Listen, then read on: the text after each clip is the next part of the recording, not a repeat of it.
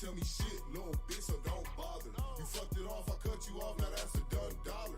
Jimmy Neutron, I'm a dog like Goddard. Quick to whip the stick and disappear like Harry Potter. He think he heating up, ain't got a bitch cause I'm hotter. He ain't got no heart and he ain't got no honor. That guppy won't survive in the water with piranhas. Killers on my team with M16s like Uganda. Shooters on my left, that's gon' step at my leisure. I died and resurrected, bitch, but this is not Easter.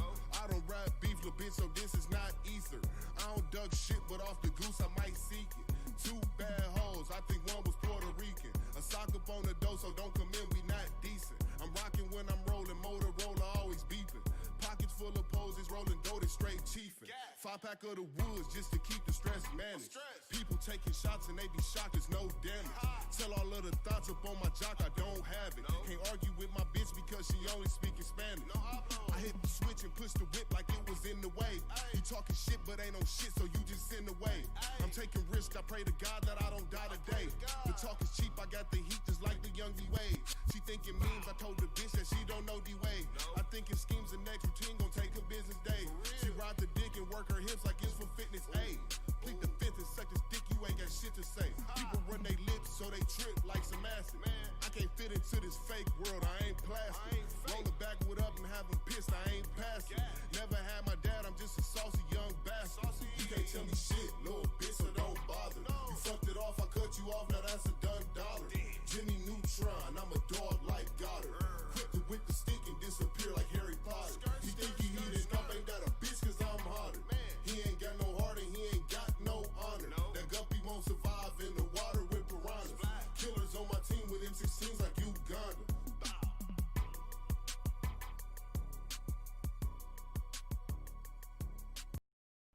How is it going, y'all? How is it going? Permy One, Smitty 95 here. We in here with the Local Artisan Podcast, best platform in the world. I'm just gonna we're gonna put us on the camera. I'm just gonna. Oh God, the camera's fucked up. Okay, so we are here. We are going to be talking about a lot today. Well, semi a lot, I guess. Here, let me just put this back on the screen. Okay, yes, sir. How's it going, everybody? How's it going? Up there. So, yeah, welcome to everybody to the T.L.A Podcast. I keep fucking up with the intro.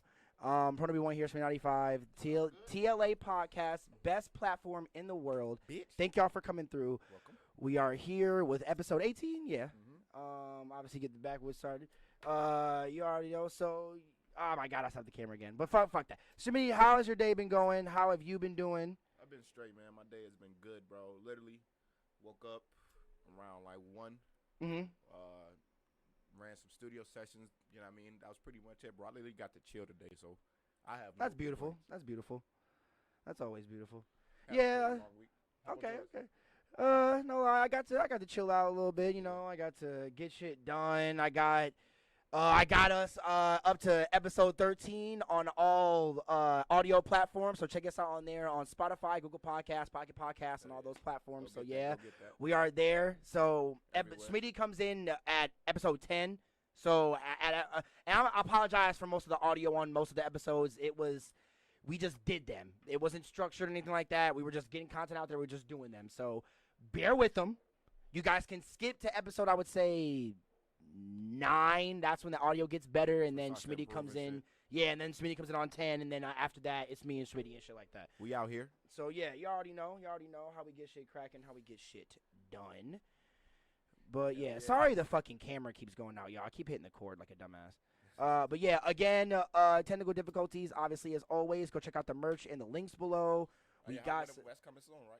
We are. The merch already out. Oh, go get that merch, Yeah, man. go get that merch. It's in the link down below. I'll send you the link when we're all done with this. It's so like how the donations are done. Yeah, we are obviously doing this through Streamlabs. Hell so with Streamlabs and Streamlabs Prime, they give us a merch store through Streamlabs. I'll bet. So I literally can just put up the logos on the shit however I want to make it, Hell and then yeah. we got merch. Then we got merch. Let's get it, man. We got merch. So yeah, now, and baby. for us as the content creators, we get it half off. Let's get it, man. So if I put if I put a hoodie at what? Let's say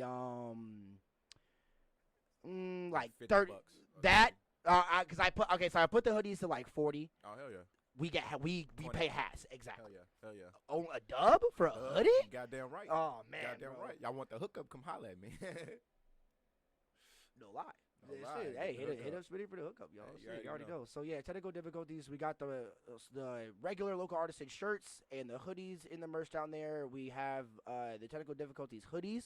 I'm going to if we do sell any of the hoodies, I will end up posting just the shirts on there after a while. So like I said, just bear with us. We getting shit grinding out here at a steady pace. I'm liking it. My bad. We are back on the camera. I'm sorry about that. We are back. See our beautiful faces. But yeah. So, Schmitty, what do you want to talk about today, sir? I want to talk about fucking Lil Wayne, bro. Okay, so yeah. We were just talking about that a minute ago. So first, have you seen this picture? Oh, yeah! Yeah.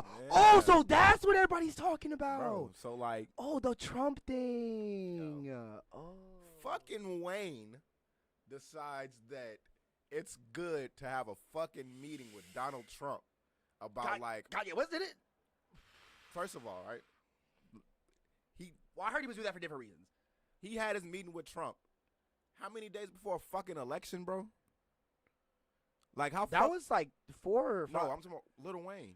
Oh, This just okay. happened, Yep, like, that makes yesterday, bro. sense. That Like- makes sense. Yeah, because now you're trying to get all your Lil Wayne fans. I maybe onto the Or whatever it is, it's just not smart. I don't know. What Yeah, the fuck like the you're reason trying to is. get all. I feel like he's trying to get all of his or because with the whole thing about Trump defending rich people Yeah. and shit like that. Obviously, Lil Wayne is rich, so Yeah, if yeah. he is thinking about it in a But he sense went of to him not talking about rich people shit. He went to him talking about like prison reform or some shit like that. to get his people out of prison. To get some people out of prison, some shit like So I heard that was the same reason why Kanye did it, was to get all of his people that are locked up in jail for over marijuana to have, because Kim had a little bit help in that too, to have him push the bill or the act or whatever that got that unincarcerated all black men and women for marijuana that. charges. That shit was already in place, bro. Obama It was? already did that. Obama already had released all non-violent drug offenders, bro.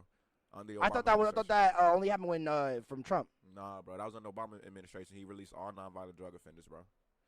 So Oh. anybody who had drug offenses that was locked up, Obama had released them from jail pretty much. Like it was like towards like. So the it last- wasn't Trump that Trump did that. ain't done shit. That's what I'm saying, yo. All these motherfuckers like having these meetings and shit like that is like, what the fuck? Now all of y'all want to be these weird Yeah. social justice warriors and shit. Yep. All these rappers want to step up now and meet with the president. When it was like, this is my thing, bro. When it was a black man in office, none of y'all wanted to step up and offer them ideas, but everybody Mhm. wanted to blame him for not doing enough for the black Yeah, for community. not helping. Yep. Now it's a How am I not white gonna dude help in if there. y'all ain't like Y'all ain't giving me shit. exactly. Get Like the fuck what? out of here, bro. Now it's Trump in office and shit. I'm the first black president in office. What the fuck you think? What the fuck you think I can do? Like, and Do I it was all on my own. I ended up looking at as that later on. Like, because obviously I was part of that wave of like Trump ain't really doing shit. All this Obamacare ain't really doing shit because I'm just a young kid, obviously Yeah. during this time, yeah. feeding in about how my parents and how my friends' parents feel about all this Yeah, shit, yeah. and not just going with them because obviously me being a kid worrying about my own life, I'm You ain't not really too- focusing on yeah, politics and shit like exactly. You that. could give a like, shit less about it. exactly. So now seeing that and now hearing what you're telling me right now, so my mom and my dad are Trump supporters. Oh fuck. I'm sorry, Mama Pro and Daddy Pro. I'm gonna put y'all on the spot. Fuck, No, but nobody really man. know who y'all are, so I'm gonna just keep y'all How does names that out of it. feel? It's weird. Fuck. It's weird. bruh. My brother moved away from Vegas because of that. That was one of the reasons. He moved away from Vegas. Or Yes, to because Vegas? he away from Vegas. Oh, your mom's living in Vegas. Yeah, Oh, and he yeah, didn't I want guess. his kids around that. Hell yeah. So Fuck. Both of them. my mom got my Jesus. sister into doing it too. Oh shit, nigga. So when I Like called Trump them, cancer. and bro, when my brother told me that, I was Yeah. like, bro, you lying, bro. Don't Yeah. don't Nah, don't you fuck with not me for like real. that. He was like, bro, no, I had to leave Vegas for that shit. You think I want to raise my kids around that kind of shit? I was Yeah. like, bro, What she say? Like, what's her reason? Did you talk? to because her? he's openly racist. That's what your mom said. Yes, Seriously? that was one of her biggest points about her liking him. Yes. Because he's Well, at least he's openly racist. Like, at least he don't sugarcoat it or hide or anything like that. Like, I would rather know somebody that's racist and me know and not hide it than me. Would you rather somebody walk in your house who smells like shit, or would you prefer him to at least to cover the shit smell up a bit? You know what I'm saying? Like, yeah, that's crazy as fuck to me. Like, I don't get that shit. People like, man, but he's 100 or he's this, he's that. It's like, get the fuck out of here, bro. Like, Exactly. that whole, even if, yeah, it's okay. It's like, yeah, the enemy you know is better than the one that you don't. I get it or whatever like that, Mhm. bro. But at the end of the day, at least you got some type of courtesy to not Yeah. just be a complete dick in my fucking face, bro. You know no what I'm lie, saying? Like, no lie. You ain't wrong.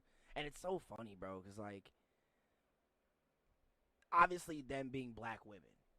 And seeing how Trump acts, what he does, That's crazy. how he feels about certain things. He don't give a fuck. He don't. And for you to give him that kind of leeway, to give in, especially for who he is, like yeah, what? Just for being openly racist, like that's one of his biggest fucking issues and shit, bro. Who like? All presidents have been like. Would presidents, you? way back in the day, been racist. Lyndon B. That's Johnson. like being in a high school, right? And a kid's running for like student president, but yet that kid is racist, and you know he's racist because he's definitely called you nigger before. Exactly. But yet you're cool with it because you know that he's racist, and at least he's not hiding it. Like, fuck that. Nigga, no, you're still, wait, what? What? I don't give a fuck if you're hiding it or you have a sign that's on your back saying, I don't like other races. I don't care. Like, it's, like, who? What? Like, I know you working with hidden agenda. It's crazy as fuck, bro. It's like, I don't get it, man. I don't fucking get it, bro. When it come down to it at the end of the day, bro, why the fuck would you want to support somebody that you know don't fuck with you? Why would you want to associate yourself with that? You know what I mean? Like, that nigga is like the living example of pissing on your leg and telling you it's raining. Like, that nigga legit will, like, lie to your fucking face like he's not lying to you. You know what I'm saying? And, like, what's pissing me off, bro, is all of a sudden we got all these black celebrity rappers and shit. Now niggas want to be political activists and shit like that. And it's not a problem. But I was just going to say, like, so how do you feel about, like, black artists, male or female, doing that period? Like, I support it. I want to see it. We need to see it. So now, how is your stance on the artists who don't do that? The artists that don't do it, it's your right. You don't have to. You know what I'm saying? At the end of the day, you didn't sign up to be a fucking whatever. You know what I mean? Yeah, you didn't sign up to be a political leader. Yep. My thing is this, though, is that Lil Wayne was the same person that said, like, shit like racism don't exist. He don't experience all that other shit. Like, my life matters. Just all this other goofy ass shit he has said. You know what I'm saying? And see, I always thought that was more crazier than what Kanye was saying. Like, yeah, a little bit, or at least at that same level. I think that the issue though was that we gave Kanye more respect, mentally, like intelligence wise. I don't think as a culture, like even though Wayne, he was explaining the whole like mental disability. Yeah, well, even though Wayne has a college degree, like you know what I'm saying, like Wayne isn't a dummy, and we know that. I think that Kanye West's intelligence we respect a bit more than Wayne, because Kanye West has kind of always came and spoke from like that political kind of activist standpoint, whether it's been from the days of his college dropout days, late registration days, like all of them. George Bush doesn't care about black people. Like he's always been a voice that we've looked at. So like for him to say some crazy shit, it was more shocking. Versus Lil Wayne, he the same person that said, "Beautiful black woman, I bet that bitch look better red." You know what I'm saying? Like he's been accused of being like, you know what I'm saying, like colorist and all these other things. So I think as far as the culture went, we wasn't as shocked when like Wayne said some goofy shit, because it was like Wayne always say some goofy ass shit. You know what I'm saying? Personally though, I'm more shocked that like now you want to step up and like offer like political advice to the one person that don't fucking need it or whatever like that. You know what I'm saying? Where it's like we need to get him the fuck You're not wrong. And then you telling him this, like, what is he going to change before he gets elected? So he's going to tell you I'm gonna do this. Then when he gets in there and don't do shit, then what the fuck? Not anything. You know what I'm saying? Of course he's taking all these fucking meetings with you niggas close to the election. Like it's like you don't realize how much you being used because you trying to step in and do whatever the fuck you trying to do, either save your dollars or whatever like that, bro. And like I said, where was y'all at when the black man was in? I think it just go to a deeper issue, like when our community, whereas we'll help the other person, but we won't help ourselves. You know what I'm saying? Like you will see somebody in your own house struggling, but you'll give somebody out. You will donate some money to somebody else. You'll give somebody else your money. You know what I mean? Like your homeboy got a business, but you go shop in another neighborhood type shit. You know what I'm saying? Like, okay, so it's funny how you say that. So I'm gonna segue into something else. So I have a cousin who raps, and he lives in Chicago. His name is 40BOI, 40 Boy. Shout out 40 Boy. So I had a talk with one of my teammates earlier on Image Nation. Shout out Image Nation. So we talked about like people feeling like that, especially people who make their own content. Like my cousin like got on some like he didn't really get on his friend's ass. He made a video saying that he's like niggas will claim that niggas will claim they support you and shit. But like at the end of the day, they'll rather listen to 6ix9ine, because like this was when 6ix9ine just got out of jail and he did like the 2 mil on Instagram. Yeah. They were like, they'll watch 6ix9ine shit, they'll view 6ix9ine shit, but they won't view their own homie shit like that. And I was like, well, that just kind of has to tell you about the people you have around you and who you associate yourself with. 50-50, yeah. So what you think is more so like if you associate with people that support you, then you'll get the support? I just feel like if you even have to make something like that, that just shows about the people that you hang around. Facts. Then the people around If you even have to express you feel this way about your niggas, especially when most of your niggas are your family, that just shows something. Like, show what, though? That just shows that, obviously, that if you are seeing that your homies aren't supporting you that in the same or some way that... Because what did I say about your homies? Because, like, them still, like, especially these niggas you grew up with, for some reason, they just don't play your fucking music or whatever. Are you good? You good? Oh, yeah. Can't have the laptop dying on us again. Yeah, exactly. Nigga come around, we act the gangsta, I ain't buying that. What? It's a song I've been listening to, man. Pooh Shiesty. Pooh Shiesty? Pooh Shiesty, man. Pooh Shiesty. Hey, listen, man. Pooh Shiesty next up in the streets. I know anybody listen to this probably already fucking know. But, yeah, Pooh Shiesty. Pooh Shiesty. I wish we could play Is Pooh Shiesty a new nigga? Oh, yeah, he signed to Gucci. He signed to Gucci? Yeah, Gucci. Man? Yeah, nigga, only Gucci. What? Only Gucci. Nigga come around me acting gangsta, I ain't buying that.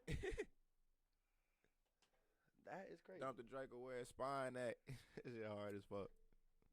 But he said, dump the Draco where his spine at. Yeah, you feel me? 762 got it. There you go. Thank you, my friend. But like you were saying, so like you saying that if your friends, basically, if you got the type of friends that choose to support 6ix9ine, that say a lot about your friends. But like, what you think that say about your friends? That you just repeated yourself. What? You said that's what that says a lot about your friends, but what does that say about your friends? I mean, that's what I'm saying it says a lot. What is the a lot? Like, does it say like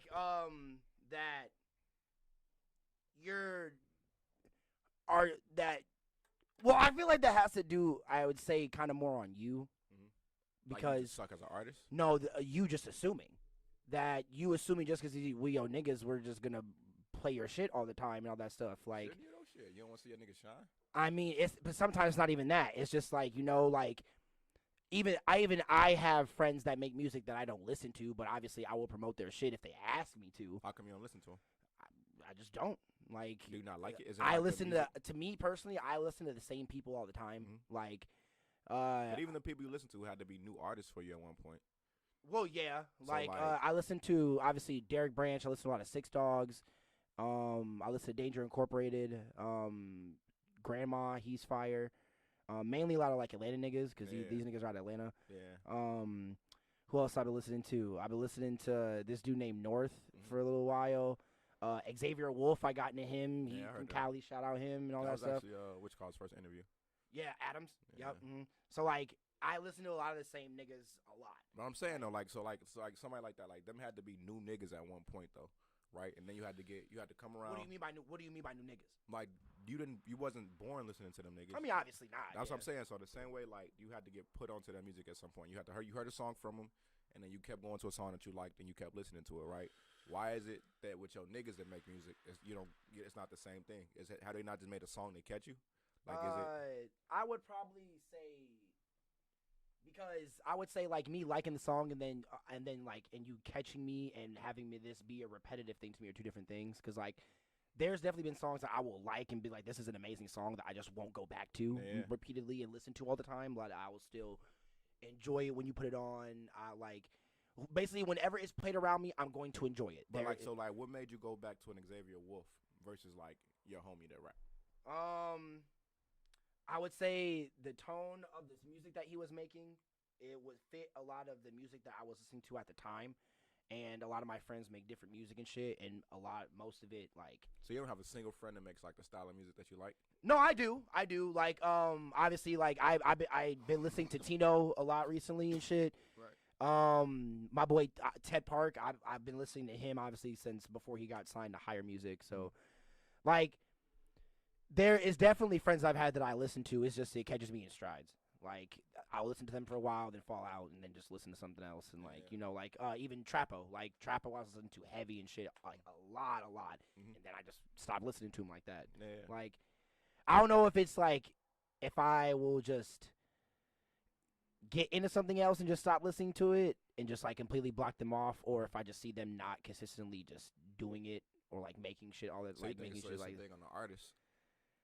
I don't know. That's man. what I'm saying. Like, are they not making the music that's like? Are they like? Because I mean, you can be honest. Like, are they just not making the music that's on the level? of Xavier Wolves. You know what I'm saying? To where it's like it just ain't catching you. That, or I would say that it's also kind of if I'm at the studio with you a lot and seeing you make this song, I'm already hearing it repeatedly, me being at the studio with you and hearing you make it. Mm-hmm. So, like, I just already know how the song is going to go. I know how the song is. I know how it makes me feel. That stop you from wanting to listen to it? Not really. It's just not. I'm just not going to listen to it a lot because I've already heard it 20,000 times before it even came out. That you love right now? What's my favorite song right now? Yeah, right now. Oh, man. I always have to think about this because, something will catch me that I'll just be like, oh, man, I got to listen to this way more than just one time. Like, so. If it was one right now, you just have to play it. My favorite song right now, I'm not going to lie. Mm-hmm. I've been blasting Free Joe Exotic for the past 4 or 5 days repeatedly like crazy. Hell yeah. So right there. But before that, it was Wallabies by 6 Dogs. All right, but let's just take Free Joe Exotic, right? If you was in the studio when they recorded Free Joe Exotic, you telling me you wouldn't have kept playing it after you left the studio?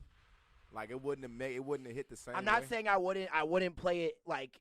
I just say if it was like a week or two after you came out with the song, I probably wouldn't be listening to it anymore. Like I would originally have been when I was watching you make it and it first came out. Like, but that's what I feel like that's what every song with a lot of people like. No, I feel like if it's a good song, like if it's a slapper, if I was there for a slapper, and like it's a slapper. But are you playing a slapper? Is that the first song you're playing every time you walk into your car for the next 2 weeks? If it's a good song, like if it's like a song. Out. We have the dog bust in on us, y'all. We thought it was the boys. It's gonna get fucked up. Somebody's gonna get fucked up. I'm good. Somebody's gonna get fucked up.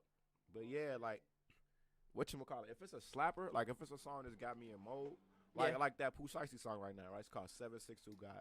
Okay. Did you just get into that? Yeah, that song is like probably my favorite song right now. Okay. Like for the week type shit. But okay. If I had gotten in the car, I'm not gotten in the car. If I get in the car, every time I get in the car, I play that song right now. I know for a fact, yeah, but if I had been there when he recorded it, I would have played it. Like I got homies there because I record a lot of people's music, so I got people where like when it's a good song, I be listening to it. Like after I leave the studio, like even if it's something I didn't record, I'm like, this is a good song. You know what I'm saying? Once you put it out, I'm listening to it because I like the fucking song. You know but is that going to be the first song you play in your car for the next 2 weeks every time you get in your car? The song, yeah, if I like it that much, that's what I'm saying. Like if it's a song, if it was a slapper like that. So from that day on, that's gonna be the only song you play in. That's gonna be the first song you play in your car from every day from this point on. It's gonna be in the rotation for sure. It's gonna be on my mind. It's gonna be in the rotation. It's not gonna be the first song you play every time you walk in your car. That wasn't the thing. The thing was just the thing we was talking about was just you playing the homies. Oh, okay. See that's different. And I will play the homies music. I'm just not going to. That's just not gonna be the first thing I play every time I walk into my car. It will be in the rotation, and I'll play it throughout while I'm driving. Song but on my mind is the first thing I'm gonna play it. Exactly, yeah. But I'm saying though, if that's the song that's on my mind, like more than likely, like that'll be the song. That's so on yeah, my mind. so now we're going off of whatever song is the first one on your mind. You're gonna play, right? Nah, that's what you just said. No, what I'm saying is that there have been songs of my homeboy that when I've been in the studio and I've heard it, that it's been on my mind. So that'll probably be the first song. Okay, see, we're saying two different things. I'm not saying that like after we leave the studio and all that stuff that I'm going to just not play the song at all and not going to show nobody and not going to give a fuck. Sure, but like I'm still going to ruin the excitement for you. Like no, I'm not saying it ruins the excitement. Mm-hmm. I'm just saying that after a few weeks of me constantly hearing it and me playing it like when it's like me playing it the first song I step into my car and I'm gonna play and shit like the first 5 songs, it's not gonna be in that same plateau. So what later down the line? What would it take for a song to catch you? Like I would have to be feeling the genre of music that you're making at the time, and it's gonna have to have a certain vibe to it, like. Cause I'm into a whole bunch of different types of music. Like I don't like country at all, but there is even some country songs that might catch me sometimes. Some like Brown that slaps. There was a song that I heard at the gas station that was a country song, and it was he was like, "That's how we do it round here." I was like, "God damn, that is right." Like I was like, "Okay, shit." Shit like bro, that. I was like, "This nigga's snapping." It made me like think I was like, I didn't have any data on my phone at the time, so I was like, damn, I gotta use Shazam. What song is this? Like, fuck is this like shit? this is what y'all listening to? Like, Like, the clerk, like, yo, what's this? and, bro, I almost did low key. I was Yeah. just like, all right, bro, like, but so like. I'm into a whole bunch of different types of music and shit. That's why I'm a big ass fan of the Gorillas, because they're a Yeah, multi-genre they make a bunch of band. shit. Exactly. So it's gonna be okay. So I would say, I think it's gonna have to go down to like, if it's mixed and produced well, and you sound good on it, and it's not been done lazy, it's not rough. It's not a rough draft. Right. I don't want rough drafts. You want like official. I like, need a final cut, Yeah. nigga, from you, nigga. Yeah. The nigga producing it. Yeah. He the artist, I know that, but I need this from you, my nigga. Yeah. Give me the stems, Yeah. like that. So like, I'm gonna need, if it's done very well, and especially let's say if this person's a singer, if I can feel the emotion in what you're Yeah. singing, and like just know that you gave your all in it, oh, that's gonna be a banger. Have you ever felt like some of your homeboys didn't do that in their music? Because every song that your homeboy play, I know it ain't. I wouldn't say they didn't put their all into it. I would just say for some songs, because I'm thinking of a lot of homies in my head right now. Yeah. It was either repetitive to what we've already heard, Mhm. so they're just going with the wave of what's hot right now, Yeah. or they're trying too hard to have a different sound. Mhm. It's not coming naturally, and Yeah. it's also not natural. So would you say a big issue with like playing like when homies getting support from Mhm. their own homies, maybe might be that they just not as professional. You know what I mean? That's kind of where they maybe need to be, to where it's like it sticks with you, like a you know what I mean, Xavier Wolf or like other artists and shit like that, or like a Pac-Man or whatever like that. Mhm. You know what I'm saying? Because like I've run into the issue a lot, like with a lot of artists that feel like they're so great, but they're not getting the support from their own friends and shit like that or whatever like that. You know what I mean? And I always tell them like basically shit. I always feel like your first fucking fan base is gonna be, it's not gonna be your friends. You know what I'm saying? It's gonna be people who really don't know you, whatever like that well. You know what I'm saying? So I feel like when it come down to it, like once you get that professional shit, I don't know, once you get that thing to you, then your people will come around a little bit later and shit like that. So I don't know. No, I feel you on that. I don't know though. Like I would say like a big issue I see is just a lot of artists is not as professional as they kind of wish they was, or as they think they should be or whatever like that. But you know, See, like, and this is the thing, like, would you even say it's like professionalism, or just well, that's what it's all them not having their own sound yet? I will, because I'm going off of what you're saying as far as like you saying like what catches you, like saying like you need the shit to be perfect. Okay, no, you're right. Yeah, true. Yeah. To me, that's like that professional quality sound. True. You know what I'm saying? You're right. Then if you still sound hella amateurish, I feel like for maybe sometimes it might be a little harder to listen to some of the amateur shit. But which is also weird too, because people was playing Chief Keef a lot and that shit sounded amateurish. You know what I'm saying? See, but with that, I feel like that was the first we got of drill music. So if this is the first we're getting of this shit, and this is the quality and the pristine of what it is, especially at this time of it starting, it was acceptable. Especially it being an underground style of music and it blowing up as big as it is now. Kinda, I don't even think that though. I think I think it's the fact that it was so amateurish what made it hit. Well, yeah, okay, well that's basically what I mean. Yeah, like the fact that it came to us at an amateur level, so we accepted it at that level, and like but and a lot of people liked it. Like I think that even like it was kind of like, because I feel like if it would have came at us in a professional way, I don't think we would have accepted it. You know what I'm saying? I feel like that because of the fact that it was raw, you could tell it was like, and that's why I feel like we people who at didn't that have it all the way together, and that's why I say that, because with that rawness and with that, especially with the early stages of it, hearing a new style of music in that sort of way, and it being at the level that it was, we fucked with it because it was like because especially seeing niggas blow up off of it like Chief Keef, we were like, oh, if niggas can blow up off of this, then this is definitely gonna hit. And but even before blowing up off of it, what made people like even attracted to it? The style it was brought, the way it was brought to us, and the style of what it was, because obviously like the gang scene, I feel like was blowing up, especially more during that time, even in hip hop. It was like sexy to people. Yeah. And then obviously it started becoming more attractive and more attractive to the point where this is a iconic thing now. Yeah. Like, cause now we got Chief Keef, and now we got Dirk, now we got fucking King But, Von like, and all nobody them and knew shit it was like gonna go that and there, all that like, stuff in like the that. beginning and shit, like, you know what I mean? Like when you first seen this little dirty nigga. So with his dreads who in his else was house. coming out during Chief Keef? Like Lil Mister was coming out during that time in Rico before he died. Yeah, kind of. He wasn't really like I would say King Louis, Chief. Well, Keef, yeah, King Louis, King Louis, Chief Mm. Keef, Lil Durk, Lil Reese, Fredo Santana, SD, that whole G. Yeah, true. Yeah, you ain't wrong. Yeah, whatever, whatever. Herb, a couple, like, Herb, 2 yeah, or 3 years Bibby later. a little bit too. Yeah. No, Bibby too. Both of them, like 2 or 3 years after. Yeah, exactly. Yep. But When the basically, you kill know what I'm shit saying? shit Because happened. kind of what I'm saying is just like, because basically I'm trying to.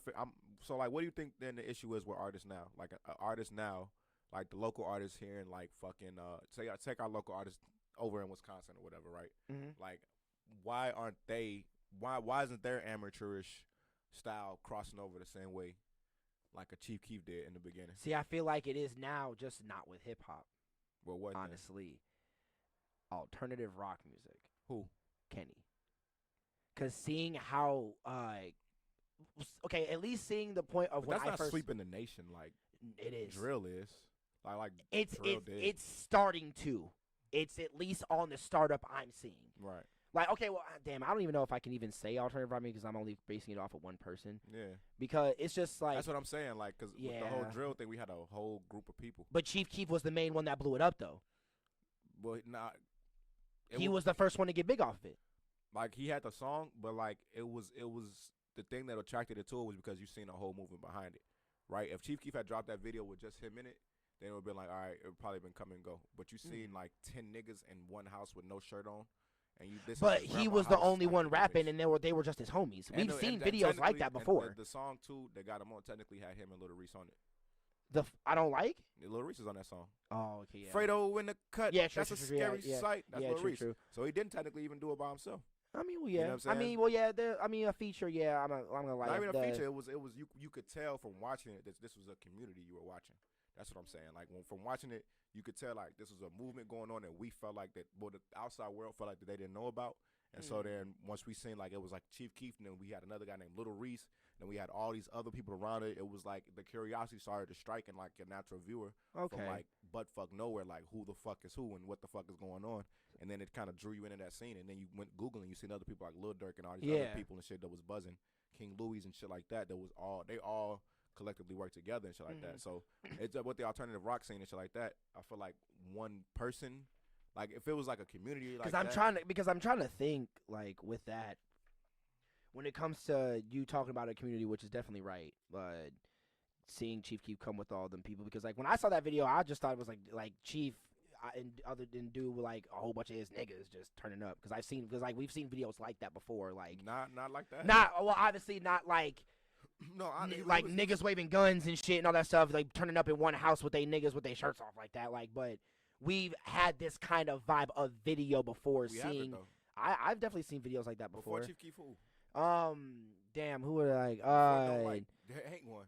when you're seeing a lot of people turn up in one area, like parties, like that, and videos and shit where it was like in the club and shit like that. We seen, but we never seen like people just in their. It's normal now. Well, in a house, like doing people that just shit, in the house with the camera on them and shit like that. That wasn't before Chief Keef. But like name one video before then, before 2010.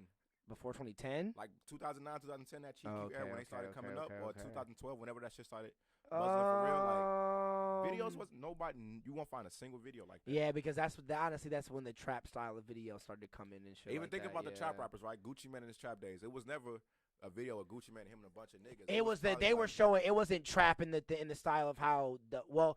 I'm thinking. My bad. I'm confusing the two. Drill and trap are two different things. Drill was what Chief Keef and all them are doing, all the drill shit, and the trap shit, them actually showing the trap and them showing them selling shit, hustling and all that stuff. It wasn't like a bunch of like that's drill shit, like showing all the drill shit in the camera, pointing all the guns in the camera, you being in the crib and turning up with your niggas in the crib like that. So you are right. That was when we started. That was the first time we ever seen anything. That like style of video, and so that style of work and shit. Yep. You know what I mean? It was like that weird ass fucking community. I guess maybe that's what a lot of artists don't have coming up then. So okay, so I would say like when it comes to the alternative rock scene and Kenny doing it, that is true because like I don't know, because damn man, that is true because I've seen multiple genres Well, multiple people blow up in multiple genres from Wisconsin. Right. I've seen obviously Trapper blow up in hip hop. Mm-hmm. Ted blow up in K-pop, Right. and or like K-hop and shit like that, and then Kenny blowing up the alternative rock scene and shit. Because I guess I'm just basing it off of Kenny because of how quick it happened. Yeah. Because obviously he's been making music for a long time, but me knowing him like from like 4 or 5 years ago, him like seeing him work at Urban Outfitters and shit, and him working at all the clothing stores, and him hanging out with the artists and shit during their open mics, and him being the homie and shit that they brought through to the open mic to chill out there and shit like that. I just never knew that he was gonna end up blowing up this fast and this quick in a genre of music that's not that popular, or at least you don't see people blow up that fast in that kind of music. You said what? What do you think did it for him? Was it his friends supporting his music? His friends actually. See, with him, it's just he hit a genre of music that's not so washed in, like, or that's not heavily saturated. In Wisconsin, I feel like regardless of the quality of his music, like, and that's the thing, he was making good quality of music once he started. Like, I went back and listened to his old shit. Once I fully saw that he was having a lot of progress and blowing up heavily and shit. And a lot of his style, and he was making like 1975 style of music and shit, like a lot of slow guitar, guitar melodies and guitar progressions and shit like that and stuff like. So you could see that he was venturing into style of music that wasn't hip hop, right? Because I never even really heard him rap like that. Like, so obviously me, being that me being who I am, I just started seeing him hanging around all these rappers and shit. All my rapper homies, I thought he was rapping. So then hearing all this rock stuff, and then seeing him getting shouted out by by like rock stars and like hip hop rock niggas like MGK and shit, and Elton John. He got a shout out from Elton John. Oh shit. And then he got a shout out from well, it wasn't a shout out. He got an interview with the white dude who does Beats One. Was like Zane. Yeah. Seeing that was fucking crazy because he literally called him on his phone, and he was literally walking to his house when he got the call from Zane. Like, they did a whole interview and shit like that. And then he got an MTV interview, and now he just got a Grammy interview. Right. So just seeing all of this speed, like seeing this fastly happen. Yeah. One, it's dope. Crazy as shit. Two, it's amazing seeing a black kid blow up in a genre that's not hip hop, especially a whitewashed genre like alternative rock music. And him not even having a full band, him at the beginning doing all of the like mixing, mastering, producing, playing all of the instruments and shit like that. Like, it's dope. And it definitely works. It's one, like, seeing a local hip hop artist blow up, but then seeing the kid that you didn't know who's doing rock music blow up harder than like most of the hip hop artists that are in the city. So that's what set him apart, was the fact that he's just doing something different than everybody else. Yes. So you think like rap is dead? Then homies should stop doing rap? No, it's just, especially when you see people in a local scene do hip hop. Not a lot of them, but the majority of them do a lot of the same hip hop style of music. So what the fuck need to change? Just the style? We need a lot of people, just venturing into different styles of hip hop and just trying to have their uniqueness. People aren't trying to be unique. They're just trying to bring. People just think only consistency will blow you up. Yeah. No, you just, because a nigga can come out. Wait, so you say, explain that. Like, just consistency, just you pushing out music is not going to blow you up. What else? I would say adding the consistency with your own way of sound, and also like showing off who you are, and also having a social media presence at that. That's what's going to set you apart from the rest. Like, having your own niche, like because there niggas are gonna ask you, especially if niggas do want to get signed to labels out here, they're gonna ask you what's gonna set you different than any other nigga that's gonna walk through the door in here. You just playing me a song isn't enough. Like, I've heard a million songs like this. What's different? Show me what's different. So once the music, is gone, like, what else is that? Because I want to see full around artistry. Just the music, because to be in this industry, it's more than just the music. It's gonna be business too. It's gonna be how you articulate yourself out here, how you handle yourself, what lanes you put yourself in, what sponsorships you want to get, how you want to present yourself full on, period. Yeah. Like, you also have to continuously think about these things, not just the music. Not just trying to like go on. That's why like if you have a person if you are paying for a person to like do your social media shit and all that stuff, and it's working out for you and it's doing beautifully, then do that. Then like that's you using a tool. That's a tool in the lane that you want to get in. It's like having a manager book your shows. Exactly. So, but if you're just saying, nah, bro, like if I just come out with these 100 songs in less than so and so's time, bro, that's all I gotta do, bro. Like, no, like it's not gonna happen. Because like a nigga can release 100 songs, and if those 100 songs are trash, no one's gonna listen to them. Like, it's gonna be 100 trash songs that you're gonna be releasing. Consistently just put out 100 trash things. Like, if you're consistently leaving something somewhere, and it's like, that's like you going to a label every day, and how can I love thinking of scenarios sometimes. So what's a scenario that I can think of? Like, that's like, damn, what can I say? You going to your mom's house and then saying, "Mom, I'm a fix up your house and do your chores for you the day," and then you doing a half-ass job and leaving. It's basically like you just didn't do anything. Right. Like especially a parent's gonna feel like that. Yeah, They're gonna feel like, nigga, you just said you're gonna clean my house, and what did you just do in here? You just did what I just did yesterday. As an artist though, if I'm just here for the music, can my music just be enough? Like, I'm here to do music. I'm not here to be. If you're expecting to, like, I just want people to listen to my music. Like, what do I need to do to post that shit on SoundCloud, bro? I would say keep being unique. Post that shit on SoundCloud, bro. If you're coming to me expecting to be at a pinnacle, then I'm gonna have to see you work for this pinnacle. But because like, that's the thing about it though. Like XXX, for instance, when he got on, there was no social media. Like, not true. A lot of his the way that he blew up was when he. Even before he joined UOT with Denzel Curry, a lot of his homies was pushing out his music through Google, actually. Not him. But that's what I'm saying. It wasn't he didn't have to do it, but he at least had people who was helping him, or he knew people that knew what they were doing, pushing his shit out somewhere. Him as an artist on social media, he was basically unknown. Like, there was no face to no one knew who he was. It was completely the "Look at Me" song. That's different. Capture people. There doesn't have if you still have a social media presence and there isn't just a face to it, there's still at least something that if you with the face were to come to me, there was nowhere we could go to follow this guy. There was nothing. But where there was places where they go to listen to the music though. And right, that's what I'm saying. All you got it. So that's what I'm saying. If I'm an artist and all I care about is the music, how do I achieve the same status of an XXX? Okay. I'll tell you. I just want people to go listen to "Look at Me." I just want y'all to listen to you find if you do not know how to do that, and if you like, because X had friends that knew how to do that, because he was even hanging out with Wi-Fi Funeral and shit down there. Wi-Fi Funerals had a Nobody decent. knew who the fuck those people were though. But they still had knowledge in social media and all that stuff to distribute their stuff out there. So because even my boy Gabe, shout out Riel, that's how he tried to get his music out there when it came to me and all my homies when we were all in high school. He was like, bro, X blew up by just having all his homies to share his shit on Google links and all that stuff, and share that shit to all his Facebook friends and all that stuff like that on their shit, and then that's how he blew up. Right. That he had his friends send his link to all his shit on their stuff. Right. They all did it for him. So it's not like he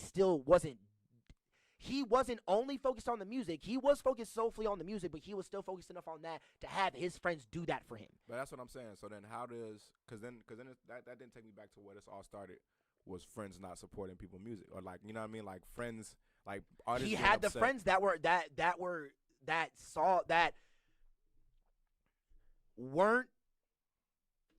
at least humble enough or cared enough about what he was doing to do that for him. How the fuck does that happen? Like, how does a regular artist around here get that to happen for him, right? Like, your own homies, right? Because I know we both got people that rap, and I'll tell you right now, I don't do that for people that rap that I know every day. I don't feel that, yeah. Share their music like that, right? No, I feel that. So, but for because I feel like you're not the guy to do that. Well, not even that. It's more so a case of just like, because I'm no different than Wi-Fi's Funeral. I do music too and shit like that. I can share my other homie to do music. You know what I'm saying? Mm-hmm. Like, a lot of them sometimes, for the case of it, either the music isn't that good, No, I'm not in the active mindset to always share the music, right? So it's not a set plan or maybe understanding that won't help push my music X Y Z or whatever like that. But would you express that to the person that asked you to share their shit? That they should. I've expressed that to people before. If I think that music and that's is what not I'm that saying. That some people won't express that. They will just not share their shit and never say anything about it. And then the person who was asking them to share it will just be like, "Oh, so you just don't fuck with my shit then? Like, at least give me a reason why you ain't fucking with it." So like, would you tell somebody if you didn't fuck with their shit? Yeah, I literally Riel's one of my best friends. He's literally my brother. When I was with him when he was first starting, when he recorded his first song, I was on the first song he recorded. And he always asked me, like, all right, bro, tell me, like, is there something you want me to change? Is it bad? Is it good? Like, let me know, bro. Like, and he's serious. Like, yeah, and because because I know that he's genuine about asking that, because then you can definitely tell when niggas aren't serious about that question. Right. They just want to hear that to try to get an honest answer out of you. But the second that you hit them with some real shit, they get angry. Yeah, they want you to tell them what they want to hear. Exactly. Yeah. He's not that kind of person. He will actually take that to consideration. Especially if it's constructive criticism to the point where he knows it is, and you're letting it out in that type of way, that he will be like, all right, bet. Then okay, then I just. So if you asking your homies to share your music, you need to be ready for what the fuck for that bad. Yeah, talk you gotta be that way with that, like with anyone. Like that you can't. You just can't assume. Yeah, for sure. People just need to stop assuming. Just because we're bros and shit like that doesn't mean I have, like how you said, the mental capacity to do this right now, or your shit just might not be that good and I just might not fuck with it. Yeah. Like, don't assume, bro. Yeah. Like, I love you, you my homie, but sometimes this music shit ain't for everybody. Sometimes this music shit ain't bro, for everybody. Okay, but so how you know? Because like you never know though. Like sometimes one share could be the difference from say my shit just. And yeah, viral. and let people not get confused. Say my and shit sometimes suck your and it shit still but go just might viral, not though. hit at that moment. Maybe it might just take you just continuously going at it, and maybe you might get that one song that I'll be like, damn, bro, you got good. What the fuck? Where'd this come from? So like consistency is gonna kind of work. Consistency, yes, when it comes Not to you just progressing though. in your craft, But not just just thinking that that's gonna blow you up. Yeah. Like, cause you working at your craft and you blowing up are two different things. Yeah. That's like thinking that just because I practice, that's just gonna. Well, okay, no, that's different. You practicing and you getting better at what you think you need to get better at, then that will blow you up at some point because that shows the progression. But you just, But I would say, have progression. Like you can't. yeah, you practicing and in that practice not leading to any progression. You are just repetitively making the same song Just and thinking just wasting make it fucking time. exactly like. What's the theory of being crazy? Yeah. Insanity. Thinking like going at something the same way and thinking that it's gonna change. Getting result, Yeah, that's you're crazy, my nigga. Like that's not gonna work. That's not how life works. Like you gotta switch this up. And that goes back to me with artists, like how they get their shit out there, how they like, basically just how what would get them out there to set them apart from the rest. Like, bro, just be different. Like, just find whatever makes you different among the rest, and if it comes naturally, let it come naturally. But I feel like in order to be different, you gotta have the support to be different. And I feel like a lot of artists. What do you mean by it? Yeah, like okay, you got people like, for instance, right? If X didn't have those people around him that was saying like that fucked with him and then wasn't like minded like him, that didn't also have colored hair and didn't mind that he had two different hairs in his whatever, two different colors in his hair and shit like that. Then they accepted him for who he was and shit like that. That weird choker shit.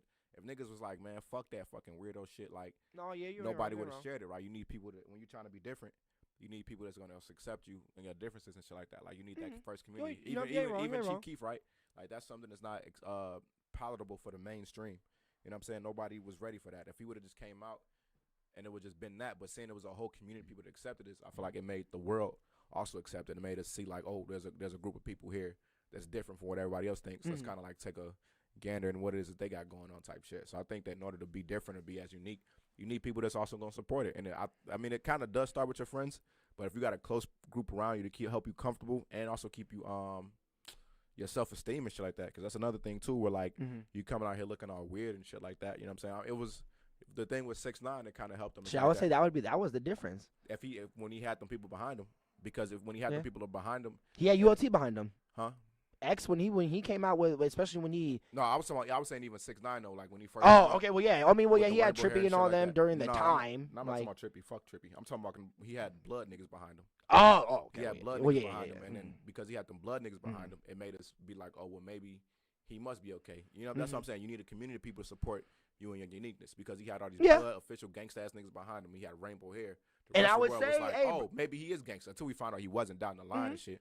And I would say, hey, and if that's not your personal group of friends and that's not the people that you hang out with every day, you can find that group of people that will support you as much more as these people will. It's not like you can never find that. Like, it's the same thing with, like, it's not like the person will always be making terrible music for the rest of their life. You know, they might make that one song that might hit. That might be like, it. You know, like, that's why, like I said, consistency won't blow you up, but it definitely will probably make you better at the end of the day. But you're doing it with that support system. That's what I'm saying. Like, but yeah, you definitely that support system. Support system. Yep. And it start with your homies though. So like, I mean, if you got a homie that do music, if you think you got a chance to make it, like really support that nigga. You know what I'm saying? Just because.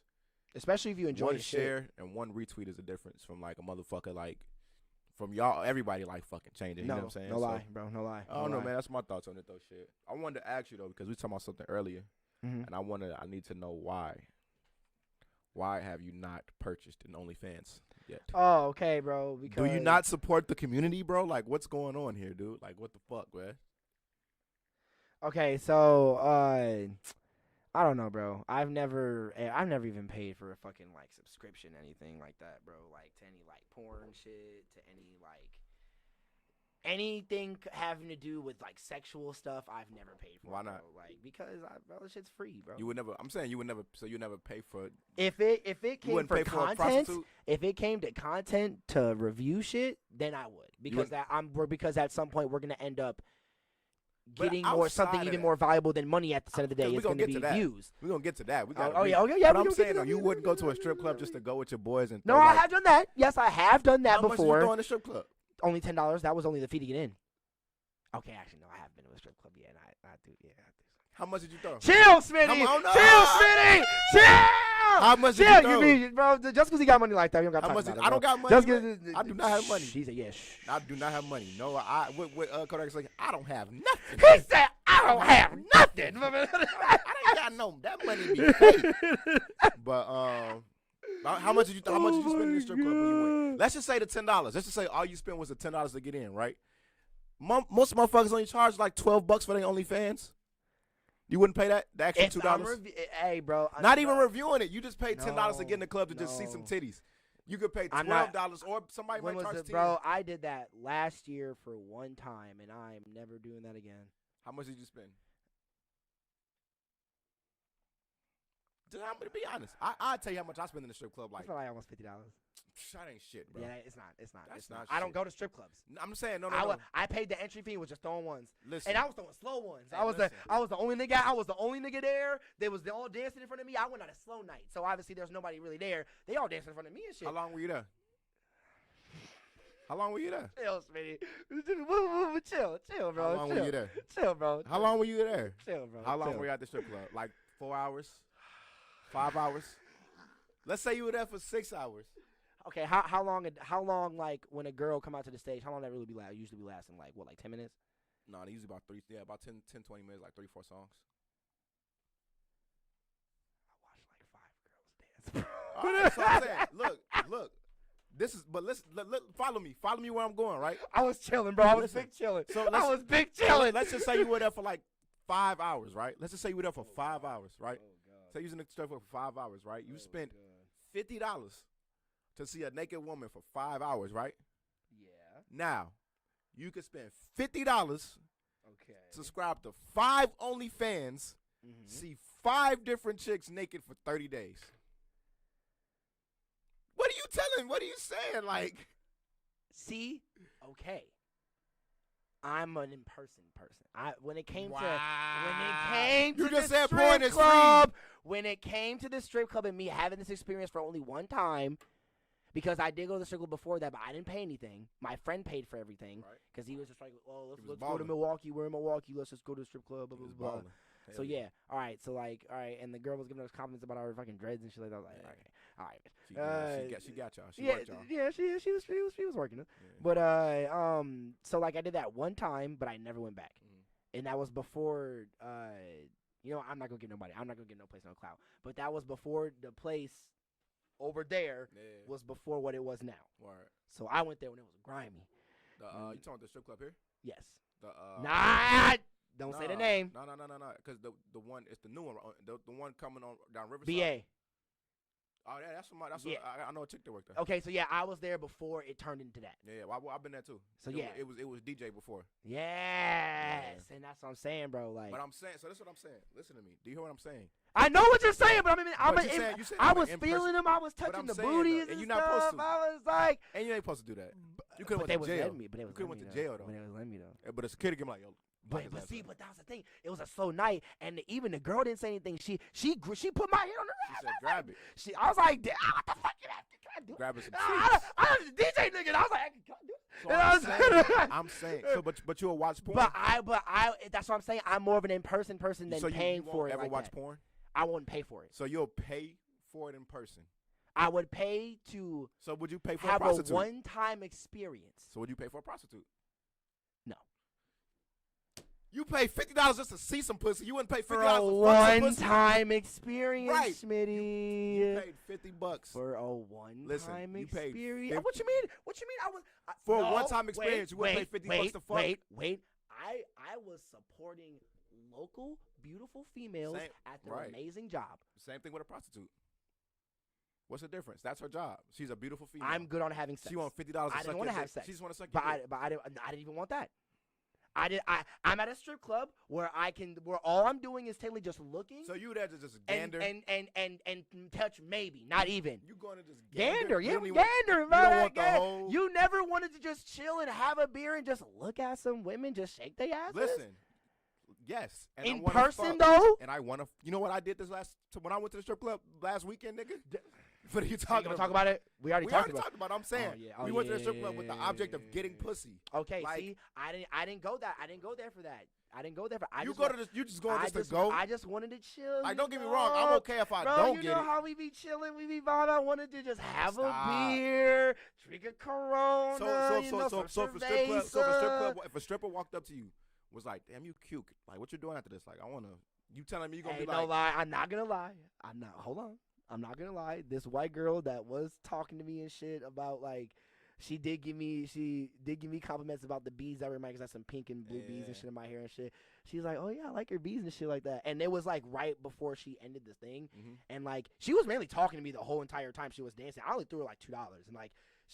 I was only nigga there, she so was like talking like you was a baller. Yeah, not even that. She was literally just having regular conversation while shaking ass. Like it was so weird. Like the multitasking. So what do you do for a living? Like she was like, so well, I mean, like I've never seen you here before. Like how have you been? Like I was like, nigga, what? How can you multitask like this? Like this, y'all even efficient. Yeah, the Dow Jones is up now, so I was thinking I'm gonna move my money and my stuff. Yeah, like y'all need to have like an AR position somewhere. Like so I'm saying, like, so my god, if she told you she wanted to fuck, you telling me you wasn't gonna take her home and fuck her that night?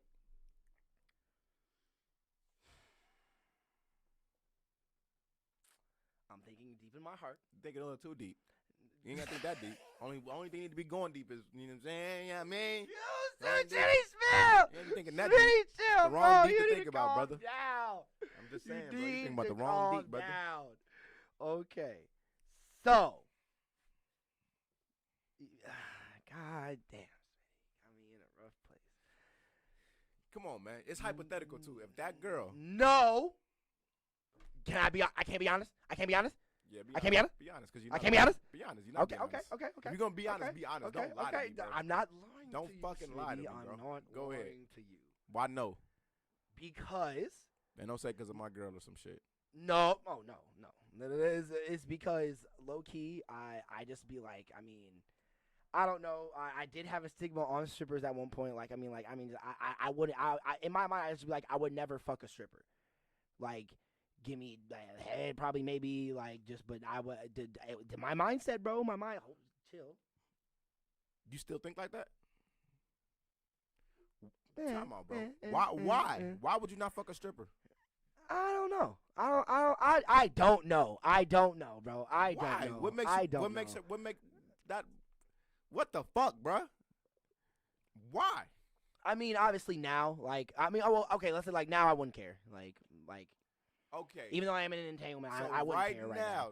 But right back now. then, when I did have my first couple experiences, even Fuck before back the then. whole like that. What's your mindset now? If that girl wanted to fuck. Are you going to fuck? No. You doing all this? I'm gonna be honest about that. I probably wouldn't fuck. Why? I probably wouldn't fuck. She wasn't attractive? No. Not even that. Because the white girl was attractive. She was cute. She was cute as fuck, and she had a nice ass. You are lying, she had bro. a nice booty. You're but lying, but it's just with bro. that, like,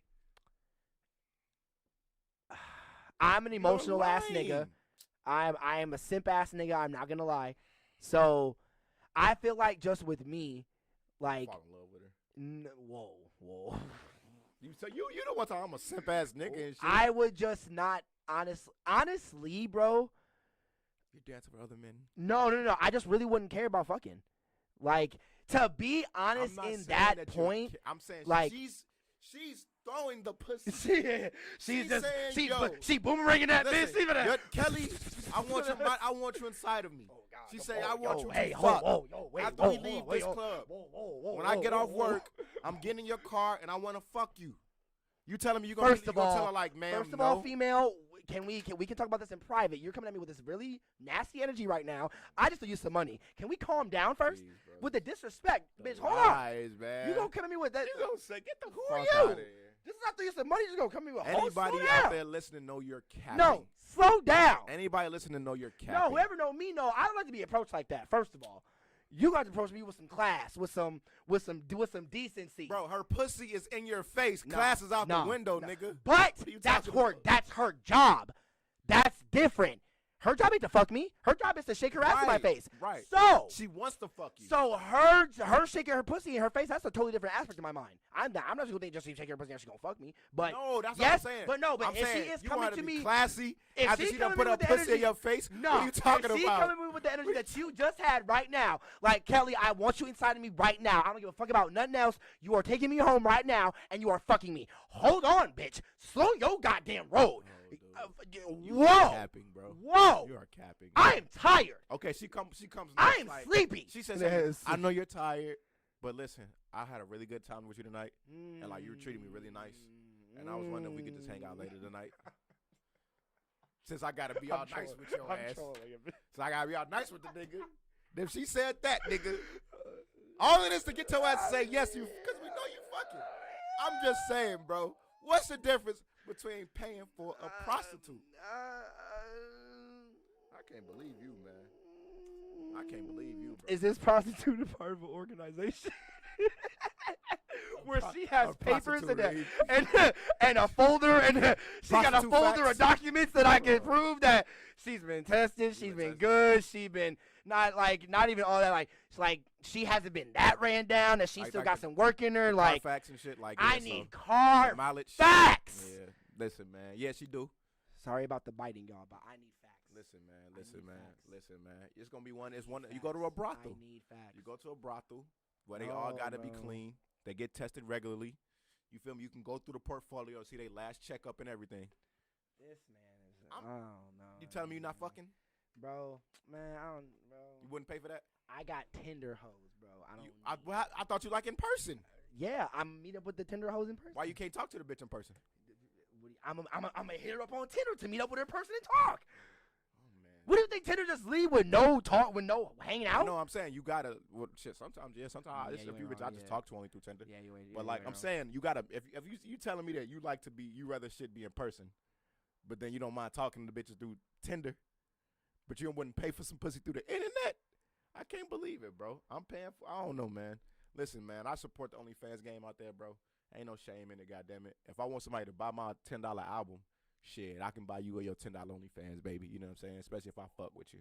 So if I rock with you, you know what I'm saying? Like, your boy Smitty will be out here possibly subscribing to OnlyFans. You won't know I'm on there, but you feel me? I'm going to be undercover. So, yeah, are you going to talk about that? You gonna, when we yeah. Well, shit. Well, no, those I will damn near like. Yeah, for Smith Night, coming in a couple weeks, man, we going to be doing like He taking all the content from me, y'all. He just want to do it all now. Like, hell no. He want to review all the OnlyFans now. Man, you don't want to pay for it. I want to pay for it. I'm gonna pay for it out of my pocket. 30-day subscription. Like, come on, man. You get a month, bro. I'm saying you get for $50. You can see the naked bitch for a month. Like, who's the baddest bitch you can think of, bro? Right now, just the baddest. The baddest. Like when you see her, the Peckerwood just go. Bing, like you stupid. He's said, well, the girl that I'm in the entanglement with,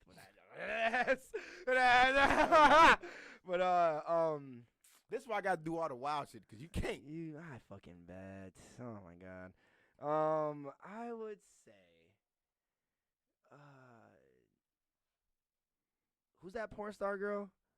You would fuck a porn star, bro, but you wouldn't fuck a stripper? I mean, no, I'm just saying she's attractive. Like, you asked me who's attractive. You asked me if I'm thinking about it. It's that girl who did that fucking bee commercial. But I can't even ask the question I was gonna ask now.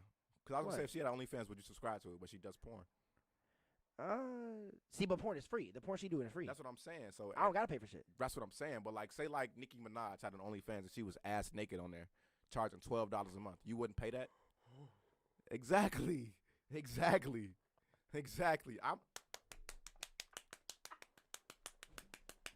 I'm wet. Oh my God! Oh my titties smell. Okay, Smitty chill. Spanking it, jacking it, jack it in San Diego. Goddamn it! Oh my fucking god, bro. I promise you, bro. Oh man. You ain't paying that $12? Oh, she could charge $50. I'm paying that $50, bro. What if Erykah Badu had an OnlyFans? I wouldn't, just because I don't like that jewelry she be wearing on her face. You be seeing that shit? She gonna like the Abu Dhabi on your I don't know, bro. But like you probably beat off to her, bro, and like come with all types of special powers and shit like that, bro. Like, so I'll fuck around and do, cause you never know, bro. Erykah Badu, man. I heard if you look into her eyes for too long, you will lose your soul. So. Whoa, chill. You can't just put that on it. Well, she does witchcraft. I know a lot of people who do witchcraft. Charlamagne the guy said that. Common said that. All her baby daddy said that shit, bro. They say you look into her eyes, you lose your fucking soul. Like they say, do not stand into her eyes for too long. Or do she? Man, they say she got that. Do she be sucking the souls out of niggas? No, not even just. No, they say. No, that's what I'm saying. No. They say she got that. They say she got that. No, they say she got that. They say she got that fire pussy. Like, you know what I'm saying? But I'm saying like, she fucking No, I get what you mean. Her eyes, bro. They say I get look what at you her, mean, bro. Yeah. But yeah, bitches show be saying like I got Erykah fall under Badu a trance, bro. That's like, Erykah, bro. I mean, but why is Andre the only one that hasn't said that though? He said that too. What you No, mean? They all didn't. said that. They all have said that, bro. They all said like. When did Andre say that? What about how like she got that fire? No, about the fucking the eye thing. They all broke. When it was an interview he did have with Charlamagne. It was somebody he was talking to, but he brought the same thing. Where like, yeah, but like when they answer the question, they don't be like, yeah, well, they be like, yeah, she a special woman, like she a powerful woman. Like they be saying shit like that, like just, you know what I'm saying? They confirm it pretty much, you know what I'm saying? But because I swear that's Andre's only kid is with Erykah. Yeah, 7. Yeah. And it's so crazy how much he looks like him. Yeah, look just like him, bro. Like, bro, it's so funny because tell me that why nigga out. Rory also looks like Andre. Oh, he do. Did That you ever one see that Rory side by side picture Oh, of that nigga do like Andre.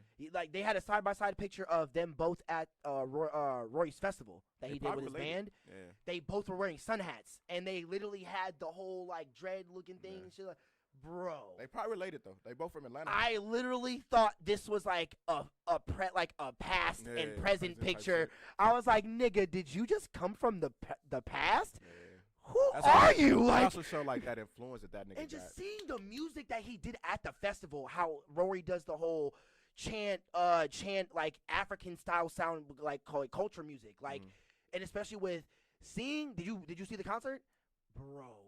See, I love seeing young niggas get they shit off. Yeah. Like seeing them blow up, seeing the progression, and seeing them like do their shit. Hell yeah. When he got the festival booked, and it was mainly him and his friends that were a part of the band who was running the festival, bro. When they did the concert,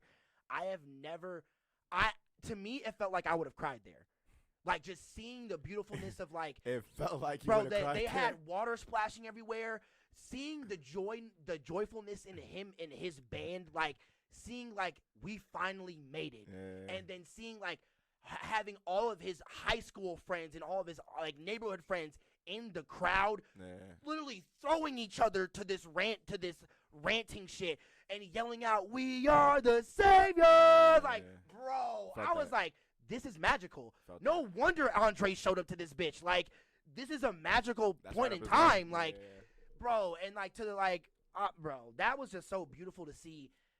That made me feel like we were in like the 80s or something like that, and just like I don't know, bro. Like seeing like I didn't even feel like we were at a festival. We were at like a backyard show, and he just got shit and then niggas just live. playing, Like to the point where niggas will not forget this, my nigga. Like to like niggas gotta be having a live ass show where like niggas can get sprayed on with liquids like champagne, water, and shit, and not give a fuck, and still rage. Like they just won a championship, bro. And I was like, bro, like this is beautiful, bro. Like seeing a nigga finally get his shit off, and especially for the music that he's doing, like that's something right there that's different.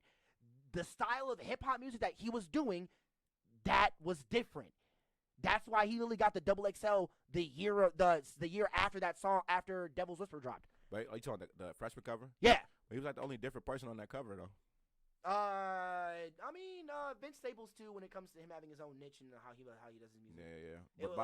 And him and Roy were on the same on freestyle. that by the time that cover came out though, he hadn't gotten at his weird bag as deep as he did, because that was before Big Fish Theory for Way, and that was really got weird. That was during the project with the I think that the was shit with Earl and shit. So he kind of wasn't that bad, because that was in the time that he was that him, Earl, and Mac was in the house. He was a little bit. What I'm saying is that like that bullet go in it and exit out his underarm, and it's like all that shit like that. Yeah, like versus like Big Fish, because like that Roy, because like the Roy weird shit that he was doing. Like Vince was the closest one you could say from that cover. That's probably just as weird. I wouldn't even say weird. Like Roy was doing more. I wouldn't even say cultural stuff. It was a lot of chanting music. Yeah, I mean, I guess, I mean, yeah. So it was it was more like a tribal style of hip hop more than a swag style. It was something of hip-hop. that was like, that's what I'm saying. Like, I think Vince was still pretty much swaggy by the time he got the cover. I don't think, like, I'm not saying he didn't lose the swagginess, because that was no, yeah, definitely. He had that Señorita song with Future and shit. That was still real. Like, and that's what I'm saying right there, like. A song like that, and especially the videos he was doing, a lot of the niggas who were on that cover weren't doing shit like that. Yeah. Well, I would say no, that was the year after Lil Dicky was on the wrong. Even when he was, but the song, listen to the song, he got Future on the song. Here, I'll even pull up that XXL for y'all to even see who was on that. But whatchamacallit? Which was that 2017? Sometime in there, one of them years. No, that was the year with Kyle and X. XXX. Yep, that was 17. So 16, I think, was the year. No, that was with Denzel Curry and Lil Uzi and all them. Just type in Vince Staples XXL. Vince Staples. I just want to get the year. 15? This nigga. 2020. Nope. Yep. Wait. Yep. Hold on. Wait. Is this it? 15. Yep. Because it. Yep. Okay. So it was Rory, K Camp, OG Mako, Vince Staples, obviously. Fetty Wap, Dej Loaf, Shy Glizzy, Gold Link, fuck Gold Link. Why you say that? Because of what he said about Mac. What you say about Mac? On the Instagram post he made a couple years ago on his birthday. He was like kind of that yeah, he was like talking about like how he like basically like did the whole thing with Anderson .Paak and all that shit. Anderson .Paak got on his ass about that. He was jealous at first of him and shit. Yeah, bro, don't do that after the nigga's dead, especially on his birthday that you're dropping this. Post.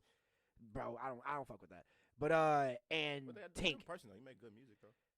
He all right. XXX beat up a woman, nigga. I got on him for that. I'm saying, but then he ended up mowing. You write his name. He ended up because I don't disrespect the dead. Especially if a person I was a fan of. You wouldn't disrespect Hitler? I wasn't a fan of Hitler. The fuck, nigga? Like what? I was a fan of XXXTentacion. Okay, but he still beat a woman. Yes, but he also did his thoughtful time for that, apologized, did acclaimed for it, and then he ended up changing. Even Denzel Curry said that X had different stages of his life before he died. He had Crazy X, then he went into Passion X, then he went to Indigo X, then he went to White Tree White Hair X, and then he died. You like X music better than Gold Link, if that's the case. Oh no, I definitely do. Yeah, no, but I'm just saying though. But also when it comes to that. Like how you gonna hold that against a person can fuck up like that and still acclaim for it because of the way that his life was going and how he was going at that point. But how you gonna say fuck Gold Link? Because I just don't like that you were. Because he didn't really say that. He didn't say nothing disrespectful. It was just you making the post was disrespectful. It was tone deaf as fuck. It really wasn't disrespectful. Yes, it was. Even Anderson .Paak said it was disrespectful. He felt like it wasn't really when you go. If we got to pull it up to read it, but he said that he felt some type of way while you was here. He said that when he basically talked about the whole time when but it wasn't like he was the song when Anderson .Paak came out. He showed Mac while he was on tour with him. Mac went all crazy about it when he showed him. He showed all of his staff. He said, "Bro, this song's gonna blow up. This song's gonna go crazy." And it did do some numbers. It did go out there. But after the tour was done, let's say I think it was like 4 years later, Mac did a song with Anderson .Paak that sounded, I guess, the same which the songs don't, because I listened to both of them, and just because Anderson was a part of that song and a part of Mac's song, and that doesn't mean that what they, he was like, saying in the post, though, he was saying that happened, and then he was saying that he felt some type of way. Yeah, and like because he got a gold plaque off. And it. then he said that he was jealous, and then he said that basically in his death though, like basically he was letting that shit go, basically. You know what I'm saying? Like, but like, because bro, when he like passed, you don't. not because you didn't like what he said, like that, it might have been tone deaf as fuck. You didn't but have it to make it. You didn't have to post it that him. day. You didn't have to say anything about it at all. Like, but he didn't disrespect him. That's what I'm saying. I feel like in my mind you kind of did. What did he tell a lie about him? I mean, when he was talking about, I feel like when he was talking about him like feeling some type of way that Mac was like apologetic or something like that. In my mind, I feel like that wasn't true because when it comes to Mac, the way that he acted. Well, you feel like what wasn't true? You feel like when Goldlink said that he saw him and he tried to press him about it at one place, and then Mac like buckled down and was like, "Yo, bro, I'm sorry. I didn't mean to do all that shit too. Like, I didn't mean to, like." You don't think that that's true? I don't think that's true. I don't think that that Goldlink acted like he pressed him that much about it and like made it sound like that big of a deal for him to bring it up like this. We can't confirm if that's true or not, right? And because he's dead, right? But no, not even that. Because of the fact that we have Goldlink's side to go off of, because none of us were there. And that's what I'm saying. But I'm saying the fact that none of us was there and nobody else came out to deny the story, because if it didn't happen, somebody would be like, that never happened. Anderson .Paak said he didn't like what he said because I was his homeboy in the time, and then he said it. That's when it was a tone deaf statement. It wasn't the right time to make the statement, but he didn't disrespect. In my opinion, he shouldn't have said that statement at all. But it was how he felt. I understand that. And I agree. He probably shouldn't have said it. I agree. He didn't have to make it public. He didn't disrespect Mac though. I don't know, man. He didn't disrespect. He didn't say anything. He didn't say any lies about him. He didn't slander his name. In his own way, he was trying to kind of be apologetic and atone for some of the way he felt. You bringing up a situation that a dead man can't even say his point about when you're even saying about it on social media. Then he was saying it in a way for him that felt like he was letting it go. I get that, but bro, and it was cathartic for him. Bro, keep that to yourself and let it go and talk to a therapist about it. Like, you don't have I get that you trying to do it on his birthday and all that stuff. I get that, bro, but like. There's things that you could, but even social media is a place for certain. And then people to not say certain things. He came back and made a post was like, apologize. He ended up taking me down. And then he put up like a thing on his thing was like how he apologized for it and shit like that. Like basically he ain't. Really I saw that too. Like so shit like that. But that's what I'm saying. Like in my opinion, but like still fuck him. Even for you to even have to apologize for it, you shouldn't have made it in the first place. Like so, X shouldn't be the fucking woman in the first place. But okay, you. Oh, you being jealous about a nigga making the same song as you and a nigga going through emotional ties in his life and beating up his girlfriend are two different things. Right. Two different things. things. Who beat his girlfriend is way fucking worse. Period. You really. We're still talking about two different aspects. We're still talking about two different aspects at two different levels. How you gonna have? Obviously, beating a woman and you being jealous about a nigga are two different things. No, I'm saying you saying that because he atoned for his wrongs, whatever like that. That okay, he grew and got better. Cool. So did Goldlink. He realized that the statement he made was not the right timing. Motherfuckers let him know, got on his ass. He said he apologized for it. He took it down. You still saying that the fact you even had to apologize for it is fucked up. The fact that you even have to apologize and change his life from being a woman is fucked up. You never beat a woman in your life, right? I never beat a woman. Neither one of us will ever have to apologize for being a woman. So we'll never. But we also don't know what took place at the point of when X had to lay hands on his girl. I'm not saying that it's right. I'm not saying at all that is right. I'm not saying, and I agree. What I'm saying is this. But we don't know, like how you're saying that we don't know about Goldlink and Mac's situation. And I'm not saying we don't know. We don't know. You saying his apology is bullshit. Could have been peacing that nigga, my nigga. Could have been scratching the fuck out of that nigga. But could have been laying waste to that nigga, and he could have snapped. The story that was told by both of them was that he had her tied up and was rubbing like barbecue forks and shit up her thigh and shit and like by her vagina and all that other shit, bro. Like, come on, bro. He a weird nigga, yeah. Come on, I'm just saying, keep the same energy, bro. No, hype for a nigga that didn't even disrespect nobody, even harm nobody for real, versus the nigga that really did it. Just because he changed it, how we not going to accept Goldlink apology? Okay, all right. If we're going to be talking about keeping the same energy, then how do you feel about Michael Jackson? What do you mean? Are you a fan of Michael Jackson? Of his music, yes. He's a complete weirdo. A complete fucking weirdo. Like, I love his music, though. He's a weirdo. You know what I'm saying? Like, the music, amazing artist. But do you have respect for him, like, so you have respect for him as an artist and as a creator? As a person, as a man, I didn't know him as a man. Well, obviously, I'm saying as a creator. Yeah, by far as a creator, hell yeah. But you don't take that into the whole child rape laws and all that shit like that. Rape laws or rape allegations? Rape allegations and all that shit. Like, you don't take that all into a claim about him raping children. So the thing about this, right, is that. Well, the same thing with R. Kelly, him making music but raping little girls. Well, again, so this is what I'll go through, right? So, in the case of R. Kelly, right? Or Elvis doing the same damn thing. In the case of, I don't fuck Elvis. First of all, Chuck D said it first. No, so, yeah, true. True. That's Chuck D. But in the case of Michael Jackson, right? When you have people coming out, and it's proven to coming out that parents are saying that we actually have been paid to say that our child had been touched by Michael Jackson, right? So that muddies the story, right? Whether it's true or not, whatever he did or not. That's why I said I know he's a complete weirdo. He wanted to probably be around kids. He lost his childhood, all this other shit like that. I'm sure he was just a weird dude. You know what I'm saying? Probably like that weird dude just like kids, was like, what the fuck? It's easy to make a story around it because he's already weird. So I honestly don't think he really did that shit that they accuse him of. And I think that it is an attempt to just kind of like gain more money and to keep a thing going, right? Yeah. In the case of R. Kelly, you know what I'm saying? Fuck R. Kelly.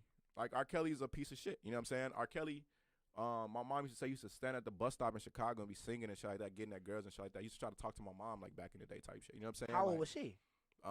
She probably like of age or something like that because like she older now or whatever like that. But like still, either way though, but he was just always a womanizer type shit. You know what I'm saying? That type of dude. You know what I'm saying? So when it come down to it, even just this like the whole like outfit that he would wear, like when he got into doing the whole mask thing. Yeah, there's like a lot of covering shit. this top half of his face. So, and yeah, shit. you know what I'm saying? The pop, all that shit, same thing, like fucking weirdo. You know what I'm saying? Oh so, my god. You know what I'm saying? And we have video evidence of him pissing on somebody. You know what I'm saying? Like of him pissing on a 14-year-old girl. True. So I don't know what your point is with bringing them up, but basically, I claim for like because I know, especially a lot of black people that believe that he did rape children, especially with Michael, and that you shouldn't be a fan of his music if he is proven to have raped little children and shit like that. I think you should still fuck with the music. That's what I'm saying. Like, so why is it art from the artist? Why is it fuck Goldlink for just making a post about somebody he didn't even disrespect them, nigga? But not XXXTentacion who really be the woman. That's what I'm saying. It's like when I heard about Mac dying, bro. Like because I was at work when I got that call from my boy Gabe. Shout out Riel again. That nigga was almost in tears. He was like, bro. Tell me you just heard what happened. I was like, no, nigga. I was like, bro. When he told me, I almost cried at work, my nigga. So it's a sensitive thing for you. Yeah, bro, it's just like when I saw Golding say all that shit, bro, and like all that, and then I saw fucking Anderson .Paak get at that nigga and shit like that. And that's what I'm saying. Anderson .Paak even said like, I don't fuck with you anymore, my nigga. We're done now. Everybody's response was an emotional response. I feel like, you know what I'm saying? That he didn't read the room right, but when you read what he said, he did not disrespect the man. If he disrespected him, was like, man, I guess he didn't disrespect him, but I would just have you probably did like, should not have even just said it on social media at all. He didn't read the room. He farted at the wrong point. He shouldn't have came into the room with that at all. Listen, he did not. He should not have. He did not. You should have said that at your house. Listen, he did not. Before you got here. Listen, he did not know the status, what was going on and shit like that. But he came back. Didn't. He said, my bad. Woo, woo. You know what I'm saying? Move on from it. All I'm saying is on that same cover, there's a nigga who really beat his girl and put barbecue forks on her and shit like that. Like, that. I mean, yes. You didn't say fuck him, though. No. And it's okay. No, I definitely did say fuck him at the time that he did it. I'm just not going to say that now because I'm not going to disrespect him after all the years of him, admitting to that, like. What about the lady who lied on Emmett Till? Fuck her. I mean, she lied. She finally admitted though that she did wrong and that she was wrong and shit like that. Though when she was. See, and that's what I'm saying. Like, if you was she benefited from many years after from the time of her doing that. X never had to face anything from what he did to that girl.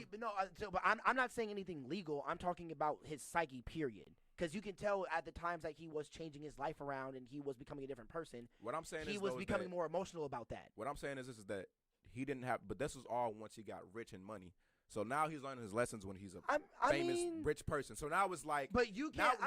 You got something to blame him for his career taking off. That's not what I'm doing. I'm not blaming him for that's how you take it as. What I'm saying is that he started to change when his life started to change. Sometimes it takes a person. It takes that. That's not what I'm saying. What I'm saying is this, bro. What I'm saying is that regardless, right, that without that though, then that there's chances is that he would have been the same individual, right? That the reason for his change could be argued that it was to protect the image and the brand that he had built, and that him even going through his change, he never had to deal with the consequences truly of his actions because he existed in a privileged world where now he's rich and famous and shit like that, and now he can start doing good for other people. See, and I wouldn't say you wouldn't be atoning for your actions especially because I'm saying he never really had to suffer. He didn't have to go to jail behind it.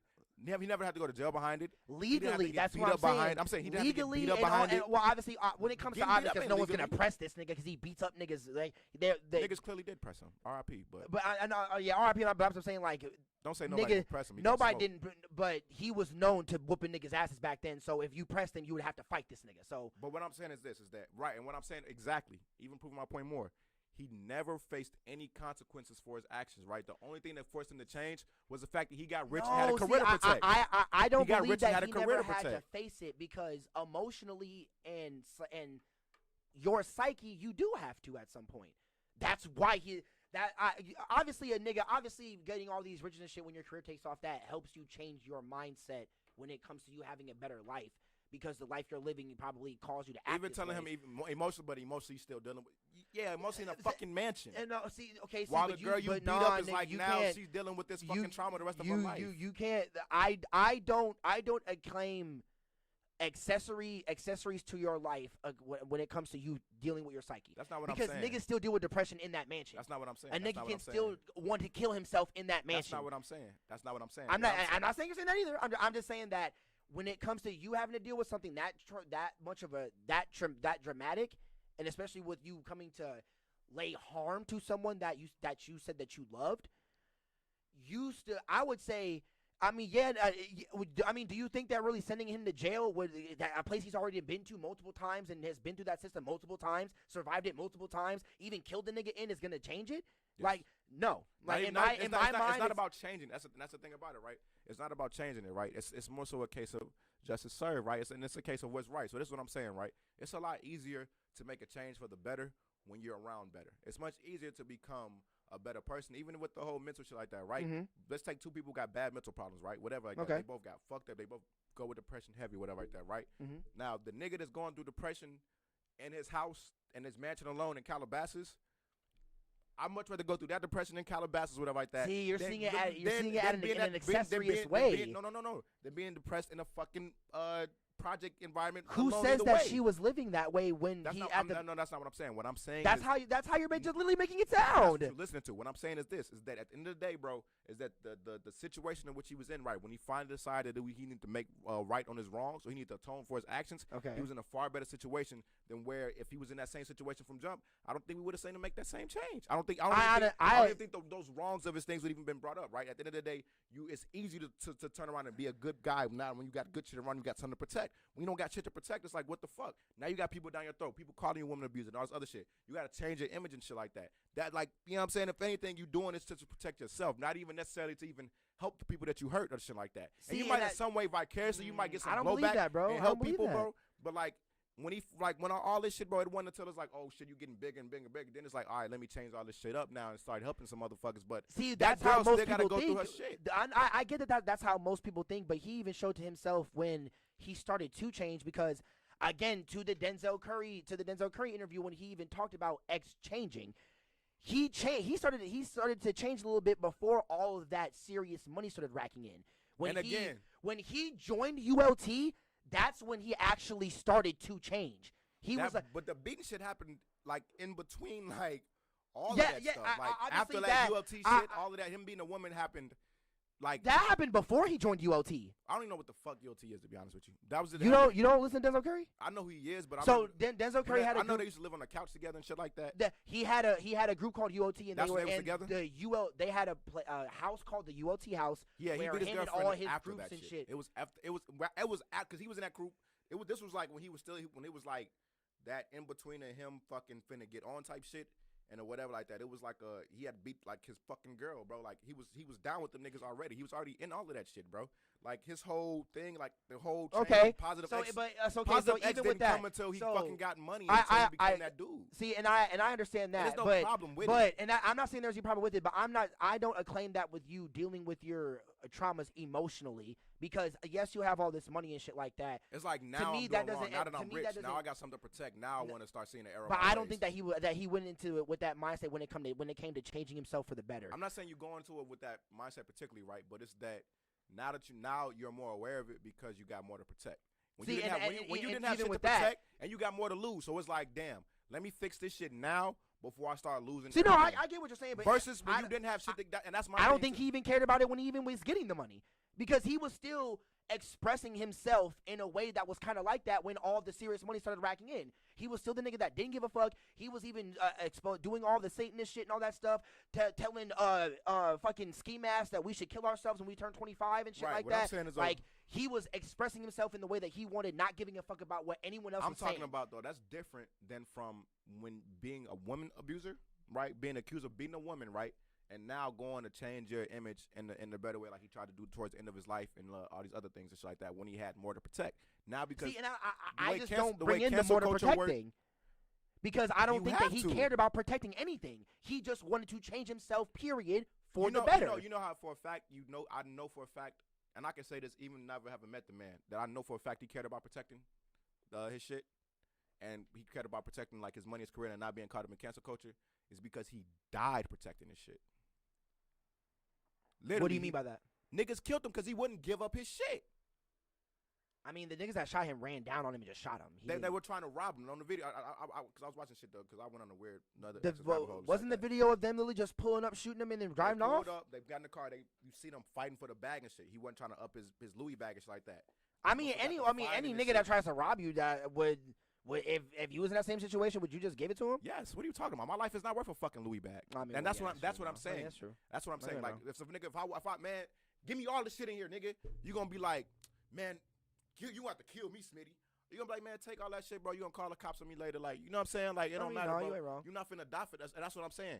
He was willing to die for his. He was down to protect his. So once he had a lot to protect, like, I know for a fact that right there, that's also shit, like when it comes to in that instinct, when it comes to a life or death instance, and he probably is thinking in this mental state that if some niggas try to rob me right now, like, because I know niggas who think in that type of mindset, even when a situation will come to that, being I wouldn't even say showing your dominance, like showing that you're not a bitch is more, like, your pride is more important than anything.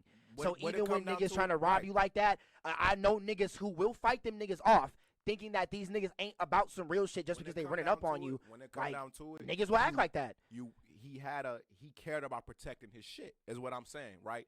That the way he died shows I think it was more of a pride thing than like anything. Even there, no. When it come to your career, you think he had pride in his career and wanted to protect his career and didn't want to get caught up in cancel culture and shit like that, and that forced him to make the change for the better to atone for. Well, if we're talking about that moment with him getting robbed, it was more in pride in self. What I'm saying is this: is that it all encapsulates itself within the same thing, right? The fact that he wanted to protect his belongings in that moment. You weren't going to take my items from me. You're not going to take this from me. The same thinking, the same idea for me goes into him protecting his career from cancel culture, from motherfuckers being able to come up and say that.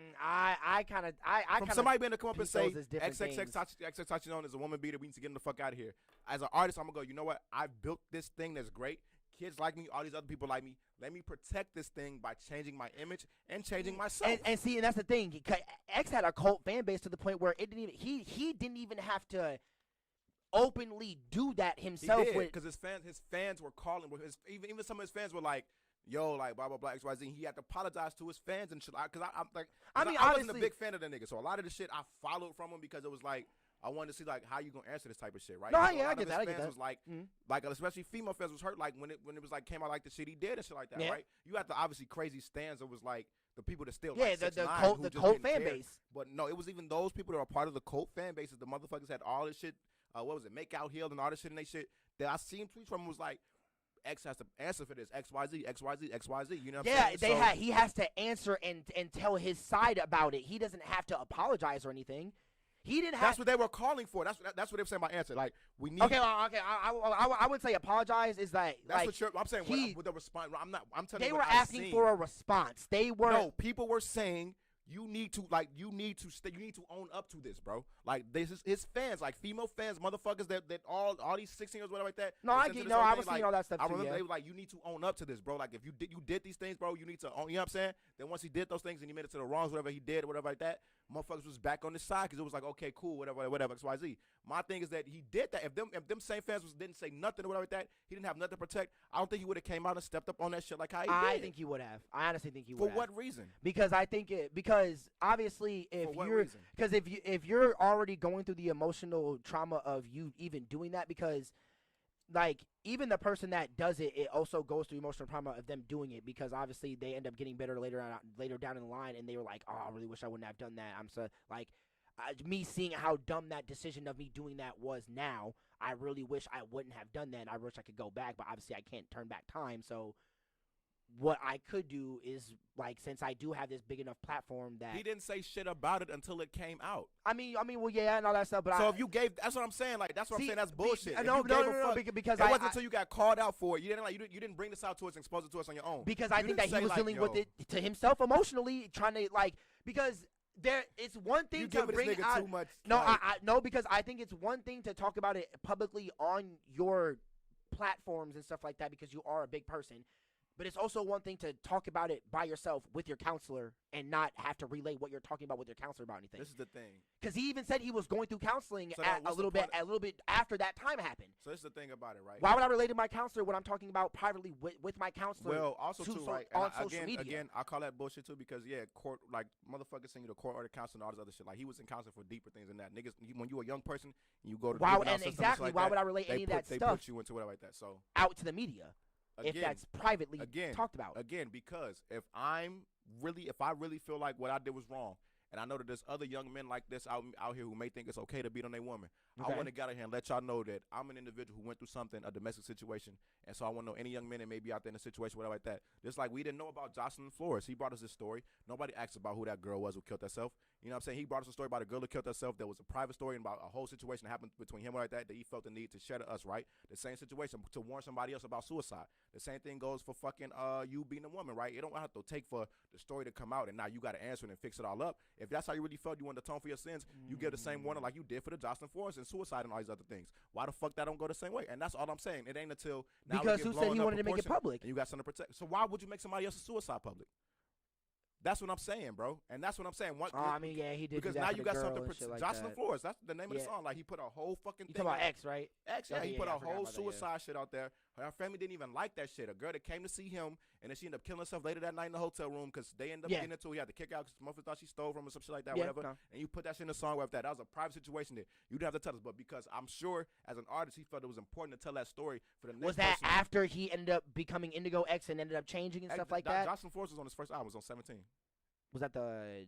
That 17, was the question mark. No. That was the second album. That was the one. Make Out Hill was the second one with the question mark. I believe it was. Okay. 17 was the first one that had Jocelyn Flores on it.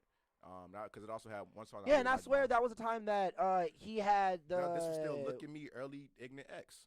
This was still early. This is before like a lot of the shits came out with that. Like, you know what I'm saying? Like, it wasn't. This was early. Like when he was still kind of like young. We just didn't know him because his first interview was on like. Some Miami radio station, because I remember he was talking about how he liked to stab niggas and shit like that. Yeah, and then whatever the No like Jumper that. interview and all that. Then the No Jumper shit like that yeah. happened. You know what I'm saying? And then while that the 17 album came out, like, so what I'm saying is that if and then see that, bro, because that one interview when he was talking about like, bro, don't listen to anybody, bro, just be yourself. If anybody was like when he was saying all the woke shit, but he's not talking about, yo, listen, I did this before y'all. I'm letting y'all know that I was myself. I abused a woman. Don't you do it.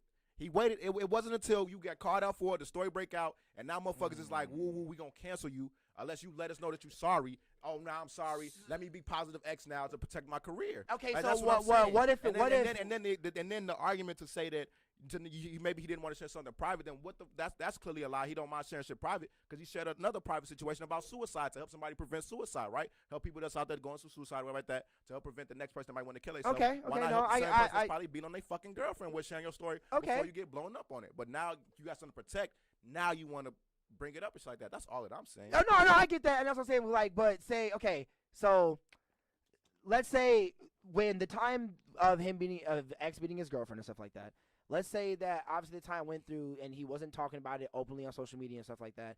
Let's say that he was going through like counseling and shit like that, and let's say that privately he was atoning with it to his ex that he did do it to. Whenever he gets some money, he'd give it to her and shit like that. Whenever he would be in town, he'd talk to her and try to show that he's becoming a better person and do all this stuff to her, which is the one that he did it to privately. And then let's say that he was doing all that, and then they make up. She says, okay, I see you've changed. I see you become a better person, and then now I'm cool with being around you and stuff like that. Now we don't got to worry about that. Let's not bring it up anymore. Let's not talk about it. That was in the past. Let's say he dealt with all of that, and then now since it did get brought up in social media, he probably acted like, nigga, I've already atoned with this with the person I've done it to. That wasn't what happened. If that was the case of what happened, then okay. What ended up happening though is that once it came out, then he was like, it was like, okay, now y'all know this happened. I know I made some mistakes in the past. I apologize, and I'm currently working now to fix those things with that person, X, Y, Z, and all that other shit. How you saying if that's how it was? Because if that's the case of how it was, then when it came out private, it'd be like, actually, this is something that went on. Actually, it was something I knew was probably going to come out. It was something I've been dealing with it private, and I'm going to continue to deal with it privately, X, Y, Z, boom. But that wasn't the case. The case was, now that y'all know, okay, I'm sorry for that y'all know, but so y'all know, I am trying to work to do better. Now let me show y'all me doing better. Now I'm finna be doing better. So it's like, and that's what I'm saying. But what did he mean by I'm now gonna be doing better? Because he probably didn't actually mean now I'm about to start after this video doing better and shit like that. He probably was already doing better, and it's just like, now since y'all know that I'm about to start doing better at this, since now that y'all know about it. The thing is this, right, is that... Because I could have been doing good about this the whole time. Y'all just didn't know, and then now since it's out, I can just be like, damn, now since y'all know about it, now I'm going to just let y'all know I'm going to start doing better and shit like that. The statement would then be, I've been working on this. You know what I'm saying? Like, this is he probably just got caught off guard and just had to make a quick video and shit like that. You're talking about artists that have publicists. There are people around them to help them word things properly. So this is he made that video by himself when he was at his house. No, it was also like a writing that got sent out. It was like a fucking a statement in writing that was put out for like the shit that whatever. What? Yeah, bro, I'm telling you, bro. Like, I throw down these weird fucking things, bro. Let me look this up because I remember seeing it when it came out. Bro, the nigga, he basically, you feel me, was on there talking like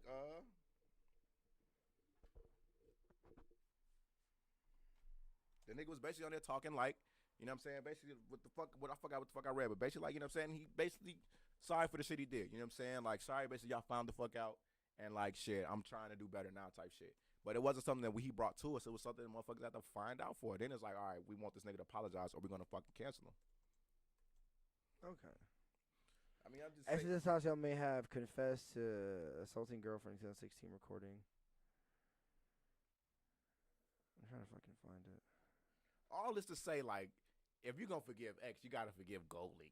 Gold League didn't even disrespect the dude. That's all that I'm saying. Like, I just don't care for him. Like, I just don't care for him. All right, but you can't say you can't disrespect the artist now. Man. That's a black man doing his music. And you were talking about keeping that same energy, so I'm gonna keep that same energy, and I'm gonna not switch up, and I'm gonna keep saying fuck. So you gotta keep it for X. No, and I saw X atone for his shit. You saw him too. And I used to say fuck him, and then I was like, Gold okay, atone. You saw Gold League apologize too. Fuck that, bro. You still say that's bogus. How you gonna? You gotta. You're because not keeping the same energy. I'm not gonna switch up now. You still fuck Gold Link, nigga. You're not keeping the same energy. How you gonna say? I'm not gonna switch up now because I'm keeping the same energy. Because if Gold Link Link ever sees this and he's like, "What was that shit you say? Fuck you, nigga." I'm like, "Hey, you right, nigga. Fuck you." And we had a conversation. How you gonna accept X apology for beating a woman, but not his for just I accept sharing a the story? Emotional turmoil that he probably went through, and to see him change his life, and to see him even do better for his community. Okay, I got another point then. So you don't think that when people die, you don't think when people die that those people that maybe have been affected, that maybe have been close to him at some point, aren't affected emotionally, and they no, I'm not saying that at all. And they maybe not, and listen, they maybe not think straight, right? And so maybe they'll be so caught up in their emotions on this person's death, a time around this person's life being celebrated, whatever it is like that, and they may make a post that they felt heartfelt because they knew that they were holding something that they didn't feel right inside. If you're bringing it up to I know what you're getting at, and that, I don't think that post was heartfelt. No, not heartfelt. What I'm saying, that was jealousy in that post, bro. But you just said when people die. That's what I'm saying. So when people die, people mentally are affected, right? Somebody died. Well, yeah, that's what any death, yeah. Right, so somebody died who was important to our culture that he had once had a good relationship with. So you can't tell me that maybe mentally he was not in the right space to basically that he was in the wrong space the wrong enough space that allowed him to go and throw that up as a post to bring up jealousy on a dead person's birthday. But that's what I'm saying. You read it as jealousy. That's Mentally, how he presented it. That's how you read it. That's not how he presented it. You read it like that in his mind when he was making that post. Bro. But you read it as he was jealous of Mac. He probably said it like at the time, whatever. He said he was in the post. But the post wasn't a jealous post. That's what you're getting. You getting at how he felt at the moment, how he felt in the past. The post he was making was him letting him go how he felt. Because emotionally, he was feeling some type of way because somebody he was once cool with had died. Now, maybe emotionally, he maybe wasn't on the right rocket and right understanding to know that how it was going to be read to the people. But when he was sitting there typing and just letting it go as he was typing mentally, he probably was not in the right space. So I'm just saying, if we saying that the nigga who beat his girlfriend, you could say this nigga keeps bringing up X like I know, nigga. I'm just saying, bro. Oh my God. It just blows my mind that one person physically harmed somebody and the other one didn't. The other person just hurt your feelings in a statement that they made based on their personal relationship with somebody that they actually knew. And that if you're going to give this person the mental excuse to say that he probably just wasn't under the right mental distress, so he had to sit with the mental whatever like that maybe drove him to a point to beat his girlfriend and he had to learn to get better control of his emotions, shit like that, along the way you can forgive him. Then when somebody has somebody that they were once friends with die, and now you got to see their whole thing, whatever like that, you telling me like regret, all these other things probably can't be eating at him, and he just put this fucking thorough-ass message up that maybe was wrong, but we can't forgive him knowing that he probably really feeling some type of fucking way. That's all I'm saying. No, I'm not. Okay, I'm not going to disagree that he wasn't feeling some type of way about it all and all or that. Or mentally he was just like, fucked up to the point where it was like he wasn't thinking about what he put. Because to me, it's like you probably have talked about this personally either with him or privately, and for so years ago, like, because how many years has Mac been dead? That was at least 2 years after he died, right? No, this post came out. Mac only been dead since like 2 years. Not even that long. Like a year. Is this on the half. 3rd year mark? Bro, it was like a year and a half. It was like 2019 he died, bro. Like, yeah. Oh, yeah. 2019, 2018 he No, died. yeah, that was 2018. Yeah, because that was still. Like 2018 he died. So like 2 years. Oh, yeah. Oh, yeah, that was way before. Yeah, okay, then I would say, like, because if it's like, if you, because that has to go back to the X thing, like, if you have atoned for this and all that stuff in private, I would, like, what's the point of you bringing it up? There's just, like, if you have talked about this in private. What's the point of bringing it up publicly?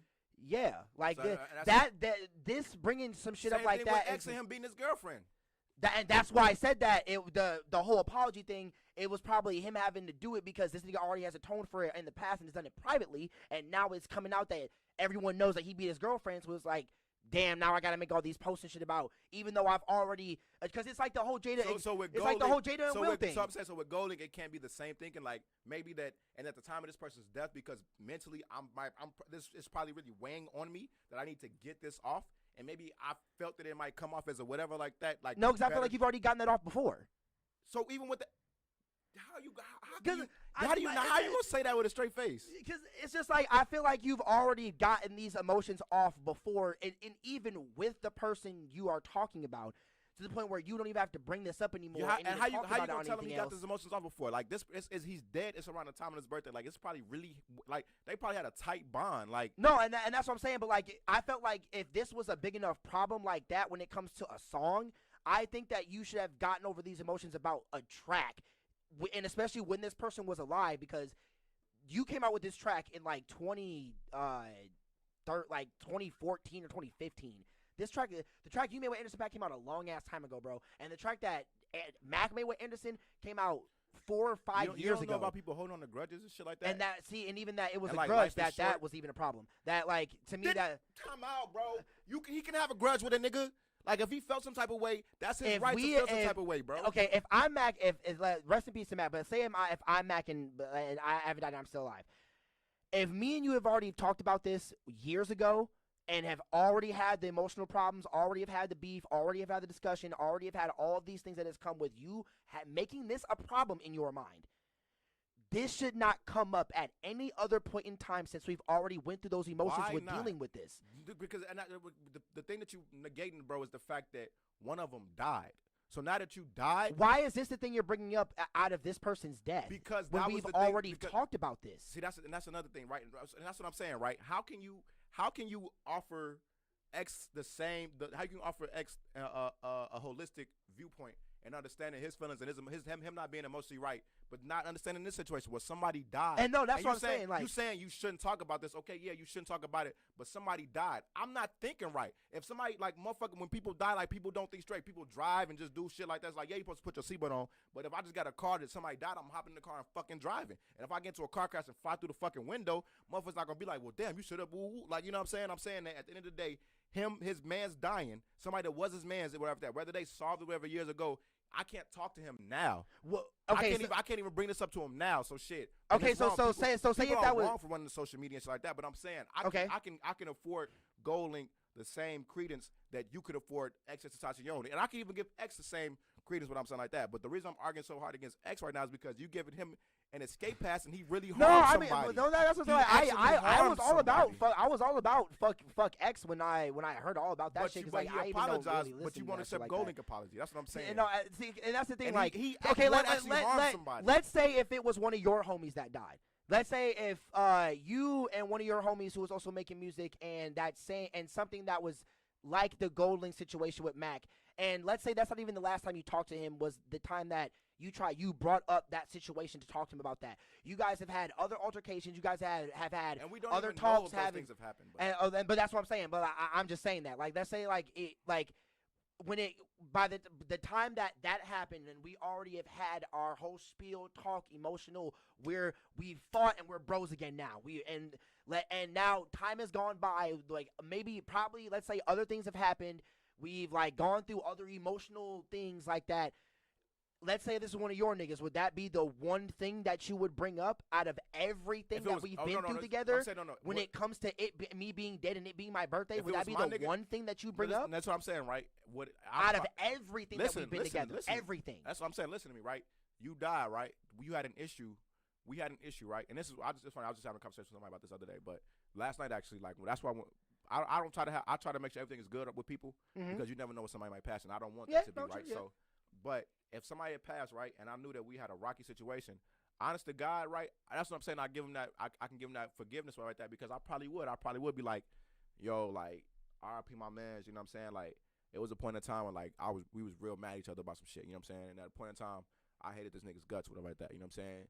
And boom, boom, boom, XYZ. But honestly, bro, like, you was somebody, blah, blah, blah. And I'm happy that at some point we got to connect and I came to you. And when I brought it up to you, you were humble or whatever, that you accepted, blah, blah, blah, my apology and shit like that.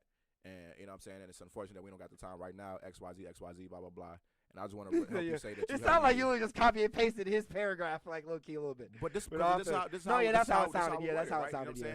And even me saying that now, like, you can hear it, like, if I'm thinking of somebody, and I'm thinking of in the mindset of somebody that's like somebody that just passed in like a traumatic situation where it's like, you know, I think it's straight. So I'm like, fuck, bro, I'm going all over the place. It's like, bro, like, we had this shit going on. It's like, bro, and low key, if you read between the lines, what a motherfucker is saying is that I wish we never had this shit going on, right? It's just the way that motherfucker might be wording it may not be the right way. And I don't blame somebody who lost somebody for not wording their fucking post the right fucking way on social media. That's what I'm saying.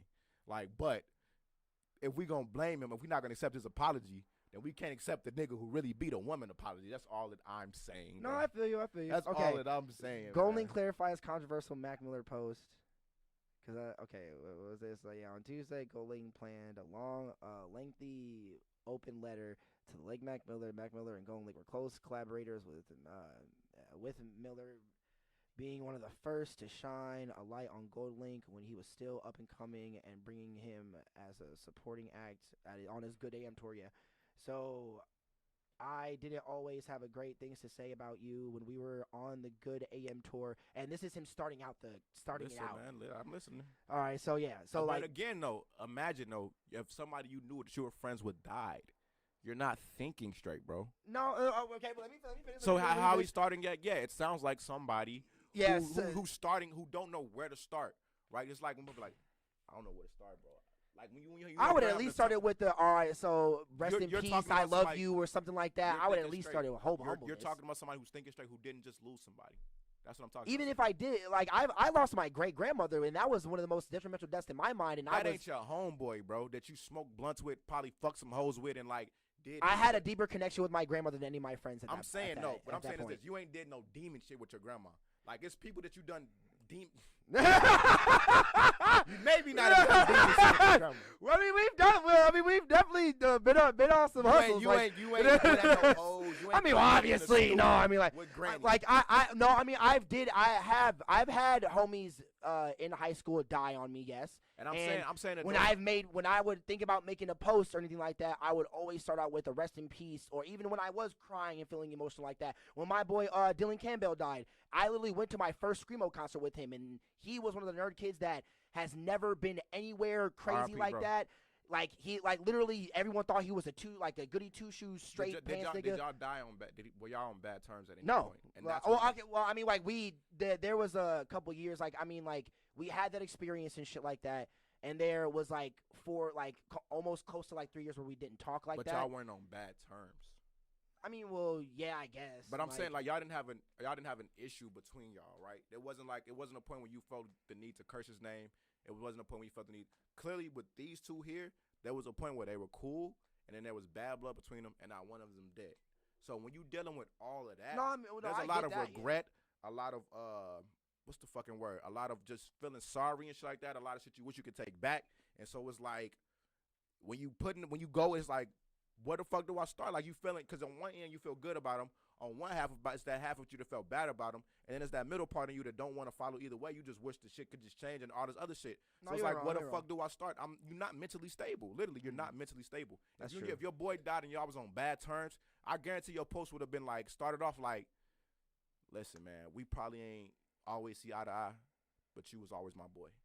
And shit like that happened, because I done seen, when motherfuckers pass, like, man, R.I.P. like we ain't always see eye to eye. Actually, perfect came, man. I got a homie, rest in peace, DV, and I still say rest in peace, DV. Mm-hmm. Before DV died, me and DV was kind of into it, bro. DV was mad at me over some petty shit, whatever like that.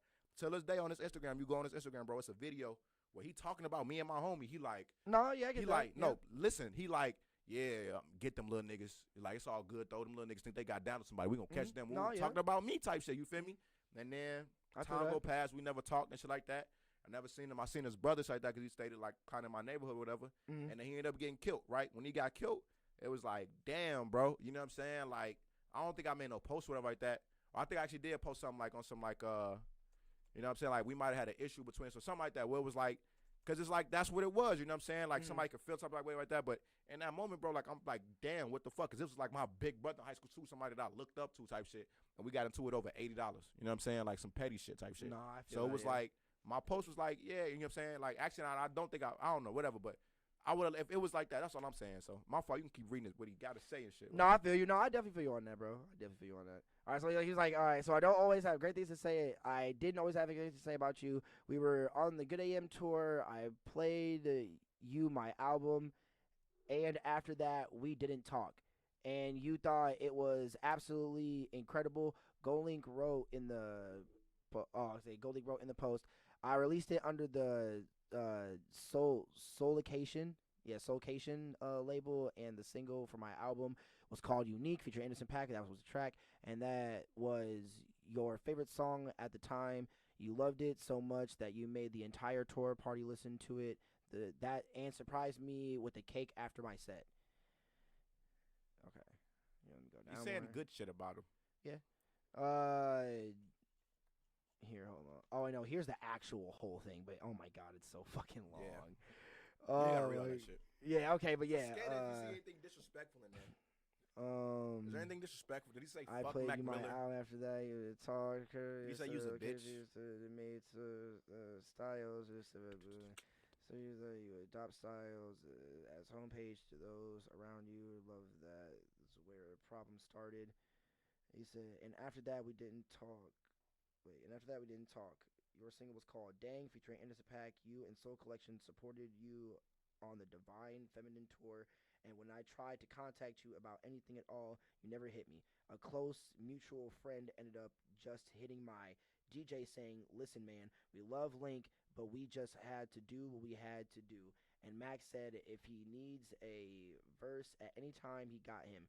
We are family. We could always call him. Afterwards, we seen each other at Coachella, and you put your head down like an innocent child.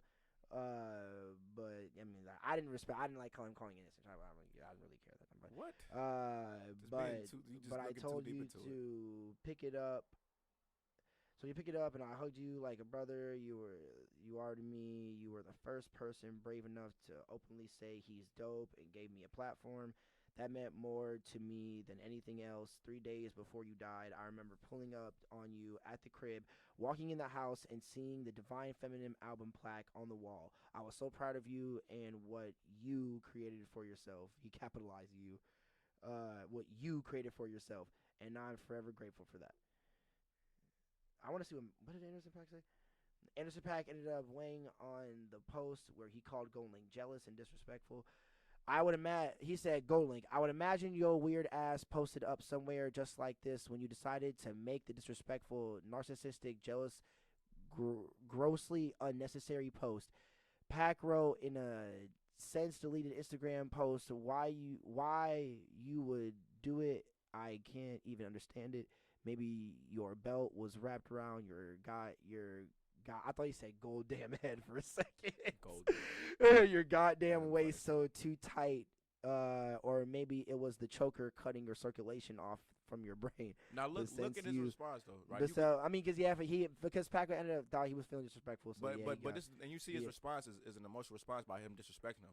Not once did GoldLink disrespect Mac Miller one time in that, bro. Okay, he's like choker cutting out circulation off your brain, but since you felt it necessary to bring me up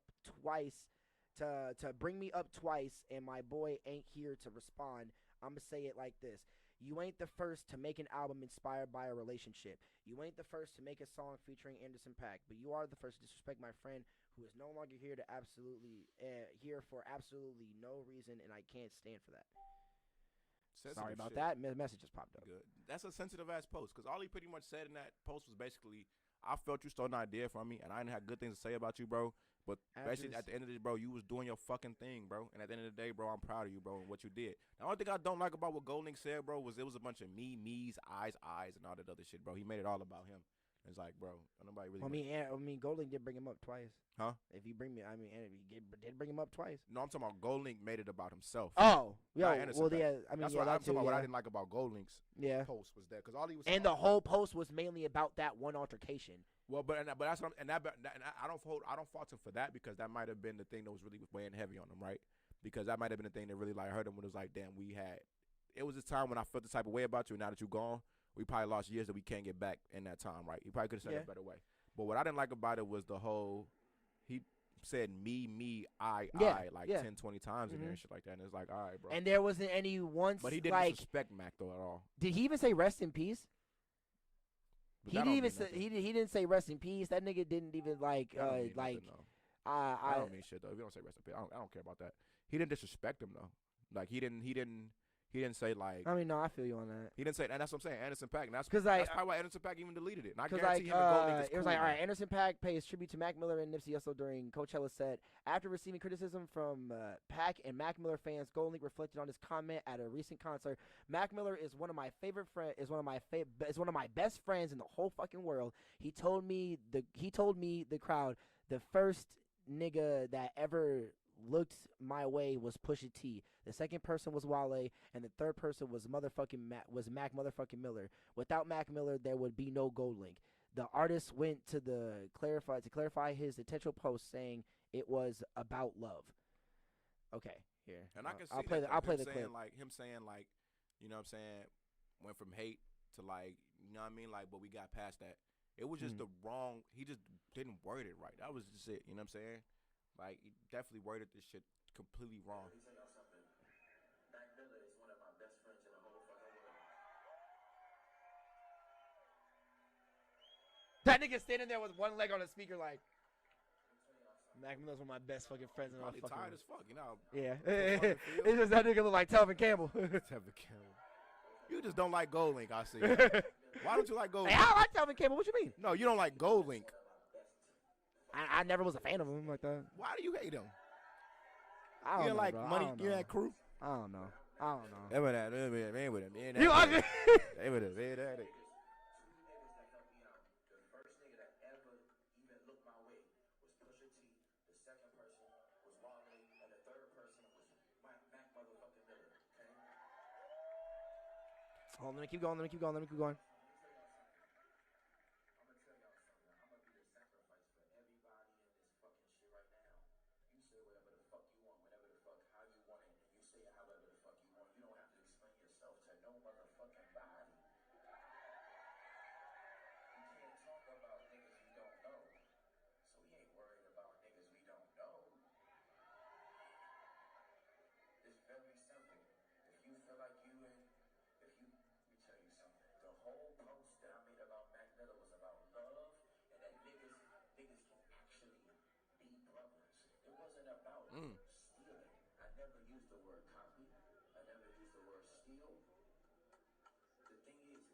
You didn't have to though.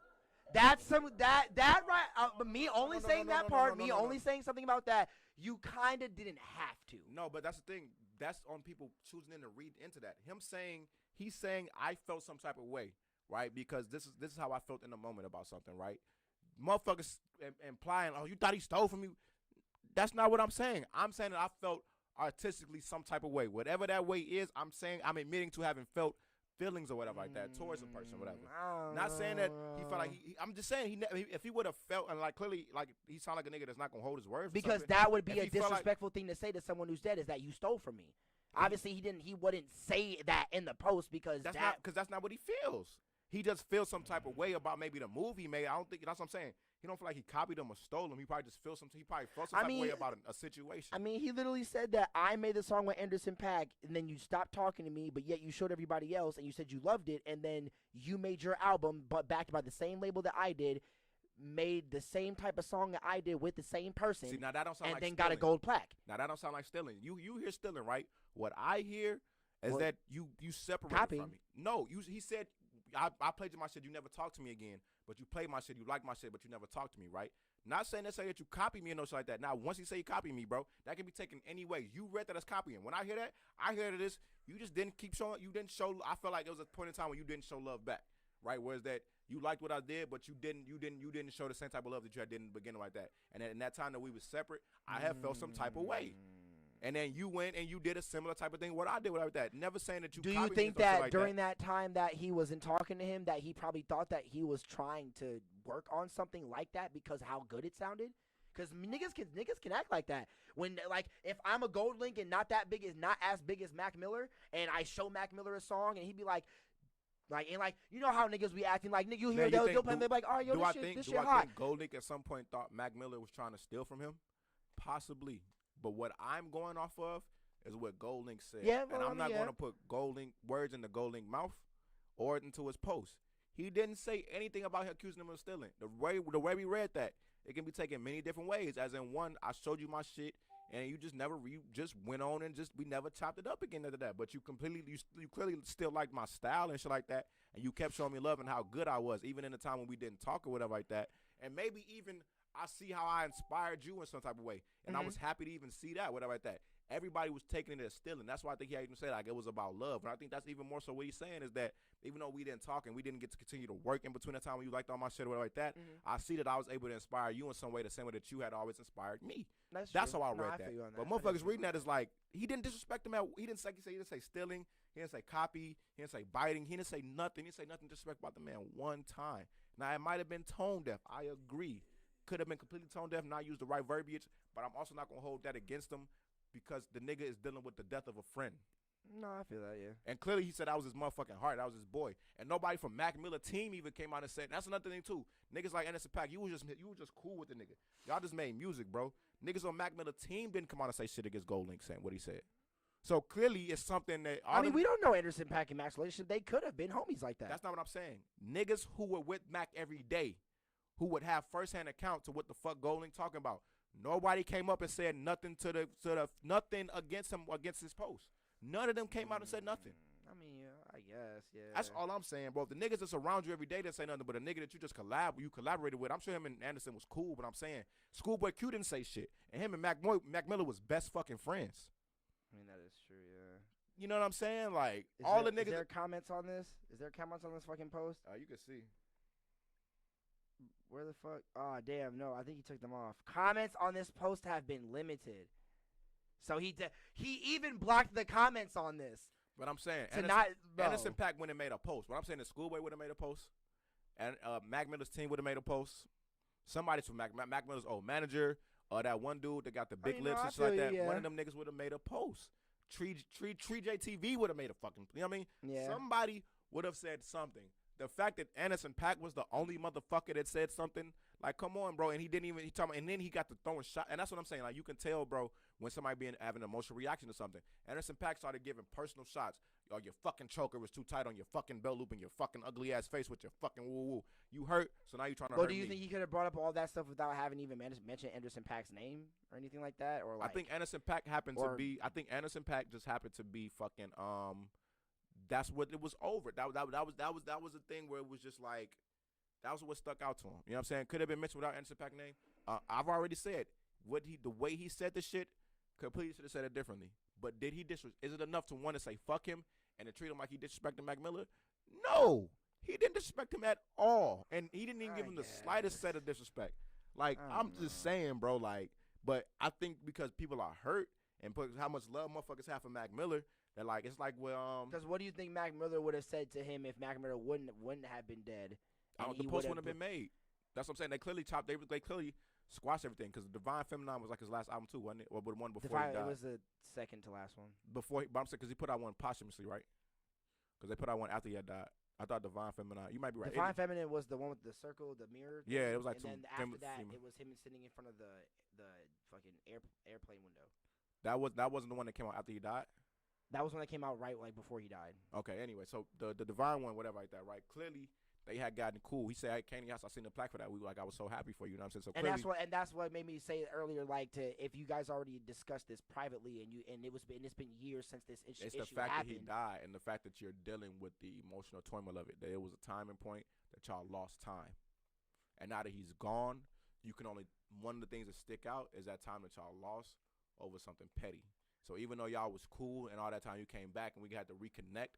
If we would have never broke up and never had to reconnect, I would have much preferred that. And which he should have probably said it like that. But because the way he felt, and he's also from D.C. D.C. is a bunch of motherfucking poets and people that try to be extra wordy and shit like that.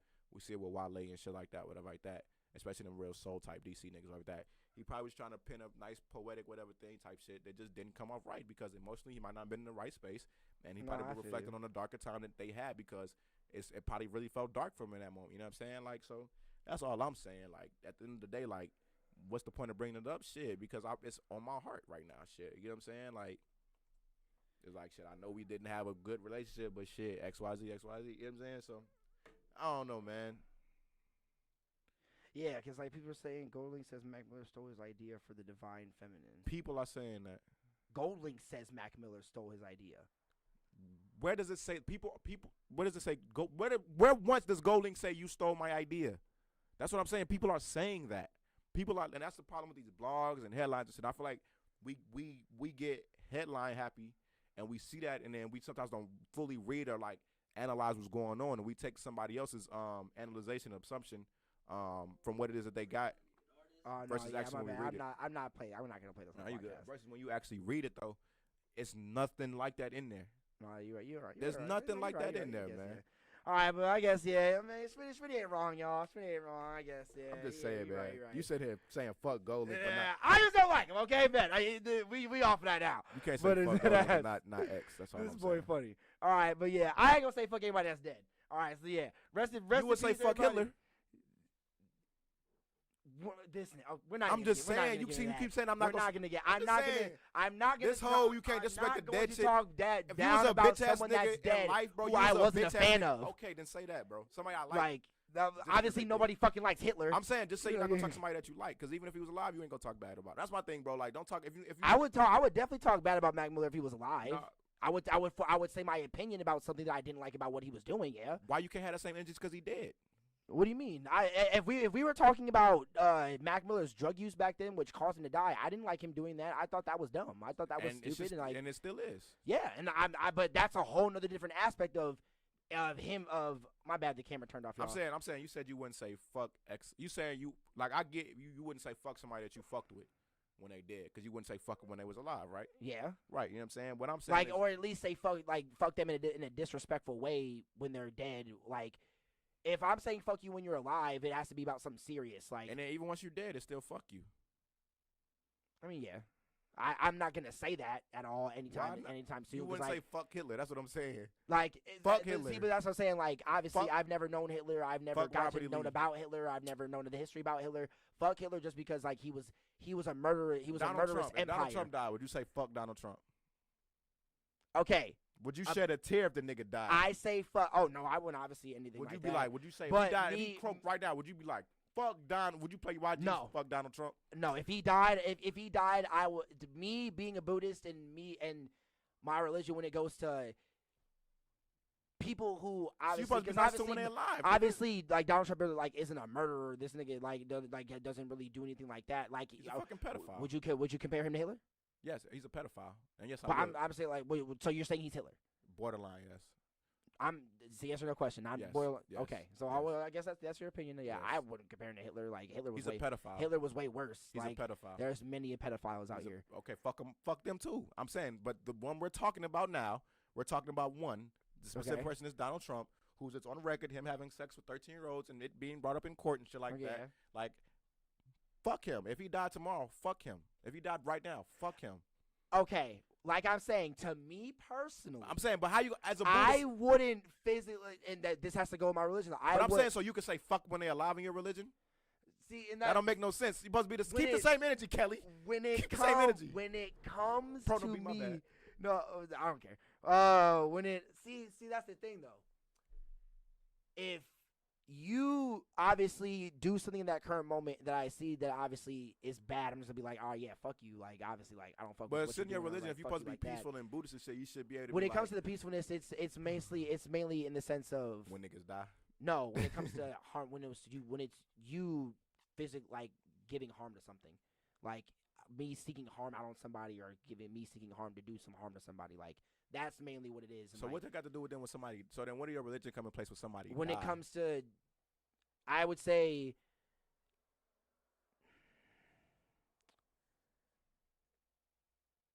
because I usually don't say fuck a lot of people that are dead, no matter who it is. Like just period. Like, even if they was that's a not piece me. of shit in life. Like, and that's what I'm saying. Like, even a claim to that. Like, I just don't say that. Period. Like, I just don't be like fuck the dead. Like. I mean, you that. shouldn't just say "fuck dead people." Like wrong. that's what I mean. Was Like a piece of shit in life. Like I mean, yeah. If we're Epstein. expressing our opinions about a person, and you ask me my individual opinion about that person, I'm not going to say fuck them. They're like just because like they're dead. I'm gonna be like I didn't fuck with that person. I didn't fuck with that. I would have said But if they was ideologies. alive, you would say fuck them. I would be like I would be like fuck what you're doing. But you as a person, I don't know you. Like, obviously, you're doing fucked up shit, but, like, fuck what you're doing and what you are inflicting onto other people in this world. But not fuck you. Like, I'm not going to say fuck you, but I'm just to be like, I'm just not going to talk about it, period. You just told Golding fuck you. Like, I mean, yeah. Like, what are you talking about? That's because we're potting. That's because we're potting. This is takes. We're potting. Like, these are all takes. You think I act like this on the normal day? I keep the same minute. That's how I am. I don't keep, nigga, we're potting. You think Joe Budden and them act like this, that 24/7? A little bit, yeah. No. But you even think YouTubers act like that 24/7? I'm saying even outside. I'm saying though. So there's nobody on this earth you would say I don't even think fuck, I don't even know bro. when's the last time I even said fuck Gold Link. Like this is like I said I we're potting. These are bits. I'm just acting funny. Listen, not even that. Not even like I'm just acting goofy. saying, I don't normally so say fuck anybody like that. Even like, in your real life. You in regular life, it ain't nobody like, man, fuck that motherfucker. Because personally, like, you are a nice motherfucker, man. I am. Like, I honestly, bro, I haven't. Would you Even believe in me? traffic, bro. Would you believe me? I haven't been in a fight in 10 years. I mean, yeah, same. Well, no, I ain't saying. Like a physical altercation with anyone. Yeah, but you shouldn't know. Fighting is barbaric. You can use your words. You can talk. You an intelligent human being. When's the last time you've been in a fight? Last time I got into a fight was 2018, but before that. Actually, no, I got in I haven't been like in any. I got into 2 fights, but the 2 fights that I got into, they came down to the point where motherfucker didn't want to use their words, and one of them was with my own cousin, and then we squashed it, and then the second one of them was with somebody who was a former friend of mine who I don't fuck with no more, who basically at a point where he pushed me type shit. You feel me? So, but I'm the same way. Like I don't. Yeah, I leave. I leave at that point. Like that. But I tell niggas fuck you. But if it's something I don't like, it's like that have nothing to do with like. Fuck that shit. You know what I'm saying? No, like, see, like I mean, it's just like me. Like I don't know. Like fuck like when he was alive at first for beating the women. That okay. We so wasn't potting in, nigga. Fuck you. I be catching this nigga, man. I be catching this nigga, yo. What's up? Okay, bro? I'm he gonna be trying to look good no for y'all, wait. man. Can I be honest? Can I be honest? Savage, Can I be honest? man. Can I be honest? Don't let Pro be for y'all, bro. He's a savage, bro. He be trying to fool y'all, Can bro. I be honest? I honestly did not say fuck X when that first happened. I lied. You I'm was not gonna lie. potting in too? I was lying. No, I was lying. I'm not gonna lie. I did lie. When I said fuck X, I didn't say fuck X because I've known a lot of niggas that beat their girl, like that have beaten their girls. I don't fuck with them and don't talk to them. Like I just don't talk about it. Like I don't talk about really the shit that don't really have to do with me, especially if it's negative. I don't talk about it. Like that's just not who I am. So but you still say, that ain't I'll just leave it to them. Like so, like when I heard that shit about X, I was just like, okay, so it was just another nigga that beat his girl. Like okay, I still listen to the music. I personally don't put it on every time that I play something. But if someone plays X around me, I'm not gonna care. I will listen to it. But when it comes to me actually being like, no, fuck that nigga, he beat a girl. Like, I was like, when I heard it, I was like, I mean, it's just another nigga that beat his girl. Another nigga that I don't listen to like that and I don't really care about. Because at the time when I heard it, I didn't care for him like that. I knew 3 songs by him. I heard Fucked Up and I heard the Obviously Look At Me and shit like that. But he wasn't a person that I was thinking about on the daily like that. Like, oh, this nigga just be beating females like that, like that. Once you did start thinking about him on the daily, the beating female shit didn't matter to you then? Not even that. I just never talked about it. Like, I saw that he was making a better name for himself. I saw that he was emotionally atoning for it and like saying like he was talking about it and shit like that. So I just let shit be. I am the type of person, like, low-key at some points to just let shit be. Like, especially, like, if you're... you wouldn't say fuck R. Kelly? I mean... Or fuck Harvey Weinstein? You wouldn't say fuck Harvey Weinstein? Like I said, bro, like, I'm the person that's, like, they did that, cool, I'm not gonna talk about it. Like... What? So you gonna turn a blind eye? Just because I don't talk about it, I mean, I'm gonna turn a blind eye. It's already been dealt with. Like, it's just coming to my knowledge now. Just because it's coming to my knowledge so at like, this it's point. Like, all right, well, you're not thinking. Yeah, it's just like, okay, that happened. Me talking about it, me thinking about it, ain't gonna make it better. It's not gonna change the situation. It's just but I'm like, saying, like, but you don't feel nothing. No, it's not that I don't feel anything. I just don't verbally say it, or I just don't express myself about it because it's just. Because in my mind, what is me expressing myself to you about this a point thing gonna do? Like, if we talking, we getting coffee in the morning. I'm like, damn, you see this shit? This nigga X beat his girl. My thing to that's gonna be like, oh damn, for real? Wow. You gonna be like, damn, that's bogus as fuck. Like, fuck that nigga. I'm only gonna say that beginning part. I'm only gonna be like, damn, oh wow. That's crazy, dog. Like I just don't get like when it comes to shit I hear every day. Just because it's a rapper doing it, I don't. It's not that big a deal in my head. Like, say we got a mutual friend. Like, I don't want to put nobody name that we know. No, we're just talking. Say we got a friend named Bob, right? But like, I want to say somebody like Bob. You're crazy. No, say it's like T.L.A homie. No, yeah, we both know T, right? Say you found out like. I don't want to put his name in this. You talking about the whole Drake piss on Drake thing? No, T9. Oh, I think. Oh, at least say T.I. No, T9. Say you found out T9 beat the shit out of females, right? And I was like, damn, bro. T9. Oh, okay. T9. Okay, T98. Shout out OK T98. Say you found out that OK T98, you feel me, you had beat girls and shit like that, right? And he was this big time rapist and shit like that. Now we getting coffee, and I'm like, bro. I'd be like, what? First of all, you wouldn't be like, man, whoa! Fuck that. Right? You wouldn't be like, man, fuck that nigga. Okay, no, see, like, that's the thing. I would give reactions that would be like, whoa, what the fuck? Like, oh, shit. Like. You wouldn't be like, he's a bitch ass nigga. See, that's the thing. I don't automatically go to verbalizing shit.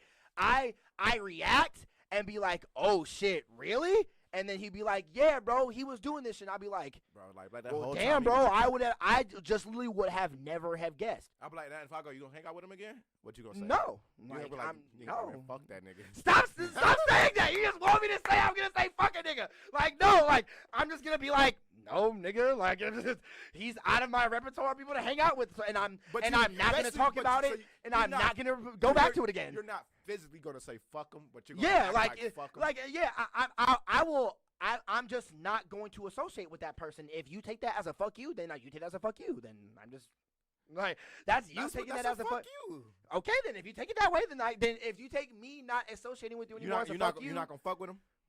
Yeah. So you're not gonna fuck with him. Yeah, so I'm not gonna associate with you. That's what that means. Right, so it's like fuck off. Like fuck I'm not gonna say it, but I'm just instead of me saying it. Now you ain't cussing. Wait, no, you been cussing all day. I don't want to say fuck. I'm not going to say it. I'm just going to do it. Can I say that? You're not gonna say what? I'm not gonna say that. Say what? I'm not gonna. Okay, since I'm not saying it actually to a person, I'm not actually. I'm actually just saying the phrase "fuck you." No, like, you're not gonna say what? No, I'm not. I wouldn't say "fuck you" to that person because that's just not how I react to things like that. I would take it in, I would receive that information, and then logically in my head, I'd just be like, "Whoa, that's crazy! I didn't know that he was doing shit like that." And what if he hit you up to kick it like, "Hey, man, I'm sorry." I'd be like, "Nah, you want to know what I would personally do myself? Not reply. For real? Slide that over, delete. He call you like, man, bro. Block. Like, I would not pick up and block his shit. Now you out at the bar. He walk up. He's like, man, bro, I've been trying. I don't go to bars like that, so there's no way that you're seeing me anywhere like that, bro. You're out at the fucking. I barely seen the nigga when the nigga lived here. You at a fucking comic store picking up some like shit. He just gonna pull up at me at a comic store. Like that type of shit. I see all this I'm shit. like, nigga, you looking for me now, nigga? Like, what the fuck? I'm learning you, nigga. I'm on episode 18, nigga. I'm learning you, nigga. He's like, I said I wouldn't say fuck you. Like, you know, down like this. You at the comic store, right? He walk in. He like, bro, what's up? Like, I'm trying to kick it, bro. What's up? Like, whoa, like I'd be like, man, bro. For honestly, bro, me and you aren't cool anymore. Why not, bro? Like, we was just cool, bro. What's wrong, bro? I have my own personal reasons. You talking about 'cause I beat that girl, bro? Like, come on. Low-key, I would start breaking down laughing because he just nonchalantly just said that shit. He just, because I raped that girl, bro. Because I raped somebody, really, bro? Really? That's it? Then, all right, so look, like, damn, because I beat that girl, bro. Bro wasn't even like that, bro. Like, I'm saying, bro, I just hit her, like, you feel me? Geeky the second he said that. Oh, my God. I'll be like, nigga. All right, now you laugh. Now. Are you kidding me? You just gonna laugh? I'm be like, man, bro, fuck you. I'm not just gonna laugh. I'm like, man, fuck you, bro. No. Bitch ass nigga. Wait, down. You laughing in my face. I'm trying to kick it with you. All right. You just came with that energy. That was strong. Yeah, great actor. Denzel ain't got shit on me. So if he comes to me with that kind of energy, I'm be like, well, damn, nigga, did you rehearse this? It's like, oh, okay, all right. So look, I'm damn, bro. Like, why you don't kick it with me, bro? Like, I'm gonna laugh a little bit and be like, all right, bro.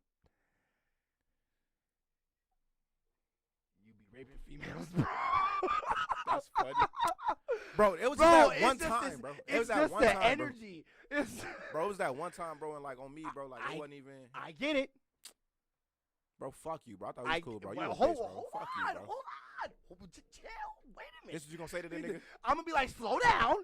You going way off. You going way fast down the sentence. I haven't even started reading yet. Okay, so. We cannot associate anymore. I didn't know you was doing that. I didn't know that all this was going on. But, you know, it happened. You did what you did. Yeah. But, like, I thought you was my boy, bro. What the fuck, bro? Yes. So you. But, I see this when I start getting deep right here. This when I start getting deep and shit. If one of your boys did this, would you even respect him? Yeah, bro, because I understand how the situation. Okay. I did it. I'm talking like I did it. I did it. I'm saying you gonna tell the nigga that raped a girl if one of your boys did it, which yes. This is a skit at the end of the day, right? This just turned into a skit at the end of the day. I'm trying to see your response, nigga, man. I understand. Like, okay, my nigga, hold on. I'm saying, yeah, you know how oh my God. You gonna ask a nigga that raped the girl, how would he feel if his homeboy raped the girl? I'd be like, all right, clearly okay. he wouldn't give a fuck. I'll be like, okay. Bro, wait, what you mean, bro? If my homeboy did it, bro, I would forgive him, bro. Like, cause that's my boy, bro. Like, what you mean, bro? You supposed to beat up for everybody, bro. When they but what if he respectfully didn't want to be around you because he didn't want to also give you that stigma of you being a rapist? Bro, I'm saying, bro, I'm going through a dark time, bro. You said you was my boy, bro. I'm expecting you to hold me down, bro, have my back, bro. Like, I was in a bad space, bro. Like, yeah, I beat her and raped her, bro, but it wasn't even like. Stop saying that. I was telling him, like, okay, so you just stop saying that. Somebody's gonna cut that part out. Like, Smitty beats and rapes women. Okay, bro, okay. That might get us to go viral. You stupid. This nigga. But I'm saying, though, and through all of that, then it finally go like this. Man, you know what, bro? Fuck you, bro. You a bitch, bro. I'm like, bro, okay, I understand you feel that way. Bro, nah, bro, fuck all that, bro. I understand that. You's a bitch. Me, okay. But I'm a bitch. That's no longer friends with you, and I'm leaving. What if you just deck the shit out you? No nigga decking the shot at me, bro. I got too much agility and too much reflexes to take a punch like that, my you nigga. like you doing all of this. He goes, man, motherfucker. You, especially you laughing and shit. Nah, you just deck the shit out you. If I'm geeking and shit like, if I'm laughing, I have my hands up here. No nigga gonna sneak me, my nigga. Right. I have been through too many martial arts classes. I've done too much practice. I have had niggas sneak me before. This dude rapes people, so oh dang it! Just cause you raped that female, don't mean you gonna touch me, my nigga. Real shit. I'm a Buddhist, but trust me, once my life feels threatened, this Buddhist shit goes out the window, my nigga. You got me fucked. You got me fucked up. And when you beating them up, what you gonna say? For the hand of Buddha, I shall bless your face, my nigga. You gonna be like, fuck you, fuck. No, you. You know what I'm gonna do? I'm gonna give this nigga the IP man Wing Chun chain punch to the face, what? Emotionalist, not saying nothing, and just walk out that bitch. No, you're not. Yes, I am. No, you're yes, not. I am. No, you're not. Bro. The second I get this. You said you ain't been in a fight in 10 years, bro. No, you're not, bro. Just because I've been to a fight don't mean this nigga ain't ready. No, that's not what I'm saying. What I'm saying is that. Oh, you say I'm gonna be putting out the combos on the nigga. No, not even that. I'm saying that emotionally, when you let that shit, you gonna be like, bitch ass that nigga said, bitch ass nigga. Once you let it out, once you feel your fist touch his body. You gon' don't call nobody. You gon' fuck you, nigga. Hey, I swear to God, when I was fighting a nigga, that's what I did. Niggas trying to break me. I said, stop trying to break it up, nigga. Get the fuck back, nigga. I swear to God, that was like my exact reaction. God. No, I had one of my roommates do that shit to me too. But I'm saying though, when you ain't fought in 10 years. I'm saying you're gonna win the fight. I believe you're gonna win the fight. That's not what I'm saying. God. I'm saying though that when you punch him, you think you're gonna be able to punch a nigga after not punching a nigga in 10 years with a straight face? Yes. Because Smitty, you gotta understand, I'm a different person. I'm gonna pay somebody just to start. No, bro, that nigga finna die. I'm telling you that right now, cool. my nigga. Because I know you're not finna be like, and I want $100 bet with you to say if you gonna keep. You gonna get your friend beat the fuck up, my nigga. I'm gonna win $100. See, be straight. What, nigga? You gonna get this nigga a broken arm for $100? Listen, bro. Fuck he said, "Listen, bro." That's to prove a point. Because I know you gonna say something. You not finna. If I fight a nigga, bro, I'm gonna say some classy ass movie shit. You I'm think be so? Like, I'm gonna be like Michael John White. What you gonna say? What you gonna say? I'm like, yeah, get down, stay down, and I'm just walking.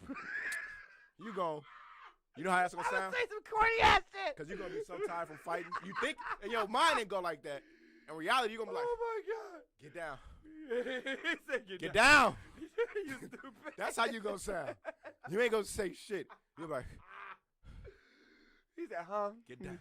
He said, just stay down. Get down, bro. Stop, bro. He said, just stay down. Niggas think all that dialogue shit in real life. Hell no, ain't no talking in a real fight, boy. Yeah, I know there's not no talking in a real fight. That's why you finna get clapped, and then I'm finna take my whole speech after you on the floor, my nigga.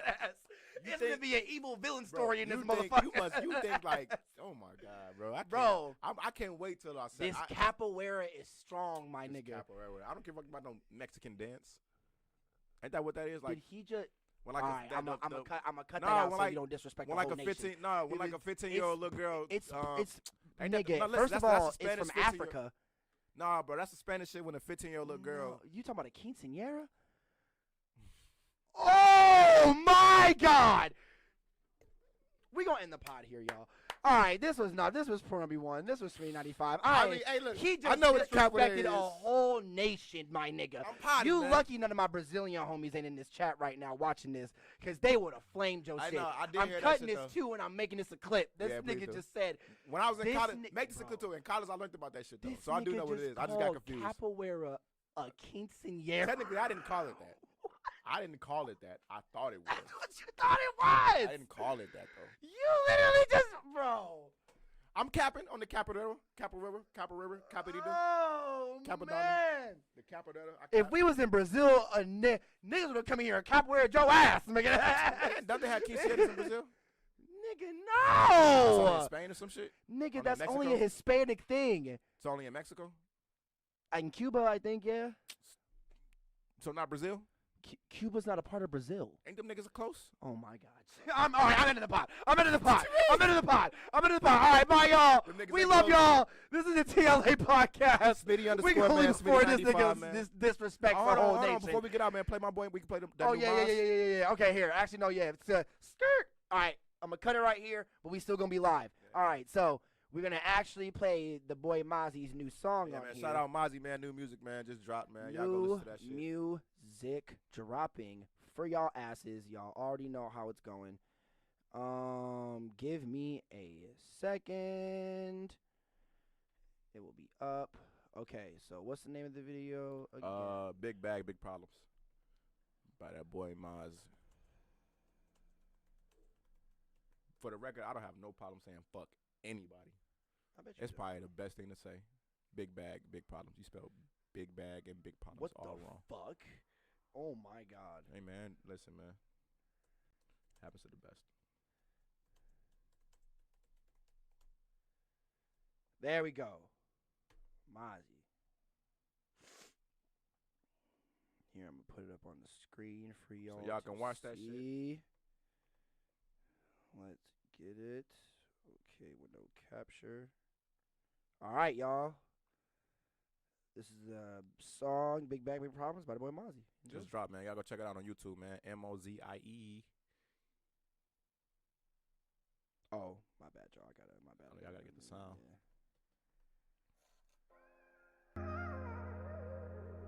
All right, y'all. Great show, y'all, man. Beautiful show, y'all. My bad, I was gonna bring the picture up again.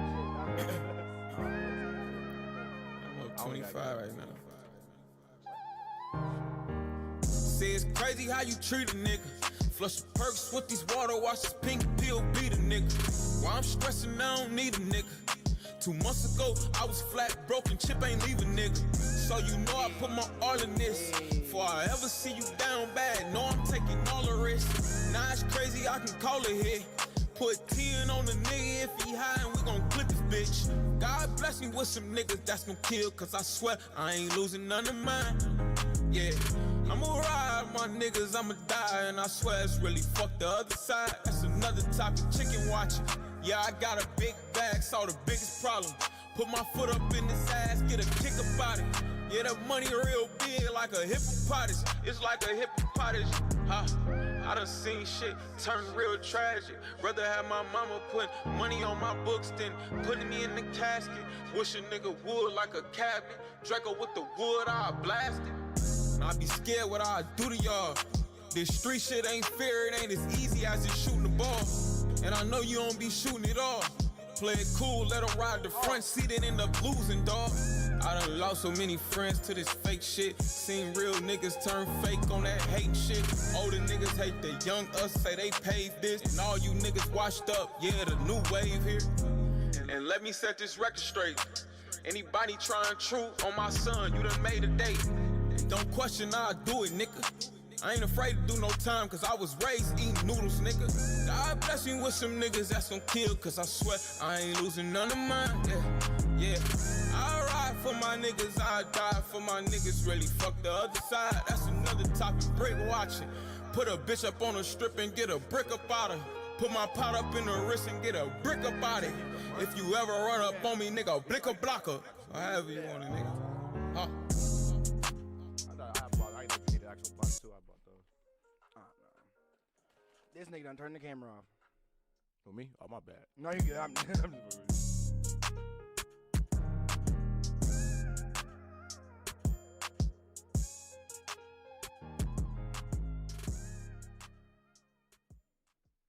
All right, y'all, but that was this song, Big Bag, Big Problems by the boy Mozzie. Yeah, man, y'all go check that out, man. Y'all know y'all gonna hear that shit a few times when I come on this bitch, Hey, hear a few times, I got some new music coming too for y'all soon, bro. Ooh, stay okay. tuned. Okay. Tape coming soon, man. I'm gonna announce the title. I already got the title and all that shit. I'm gonna announce the title once I get the cover art and all that shit out there for y'all. So, but yeah, man, all that's coming soon, man. Big things, man. Big things coming soon, baby. Big things, y'all. Big things. Big things. Big things. Big things.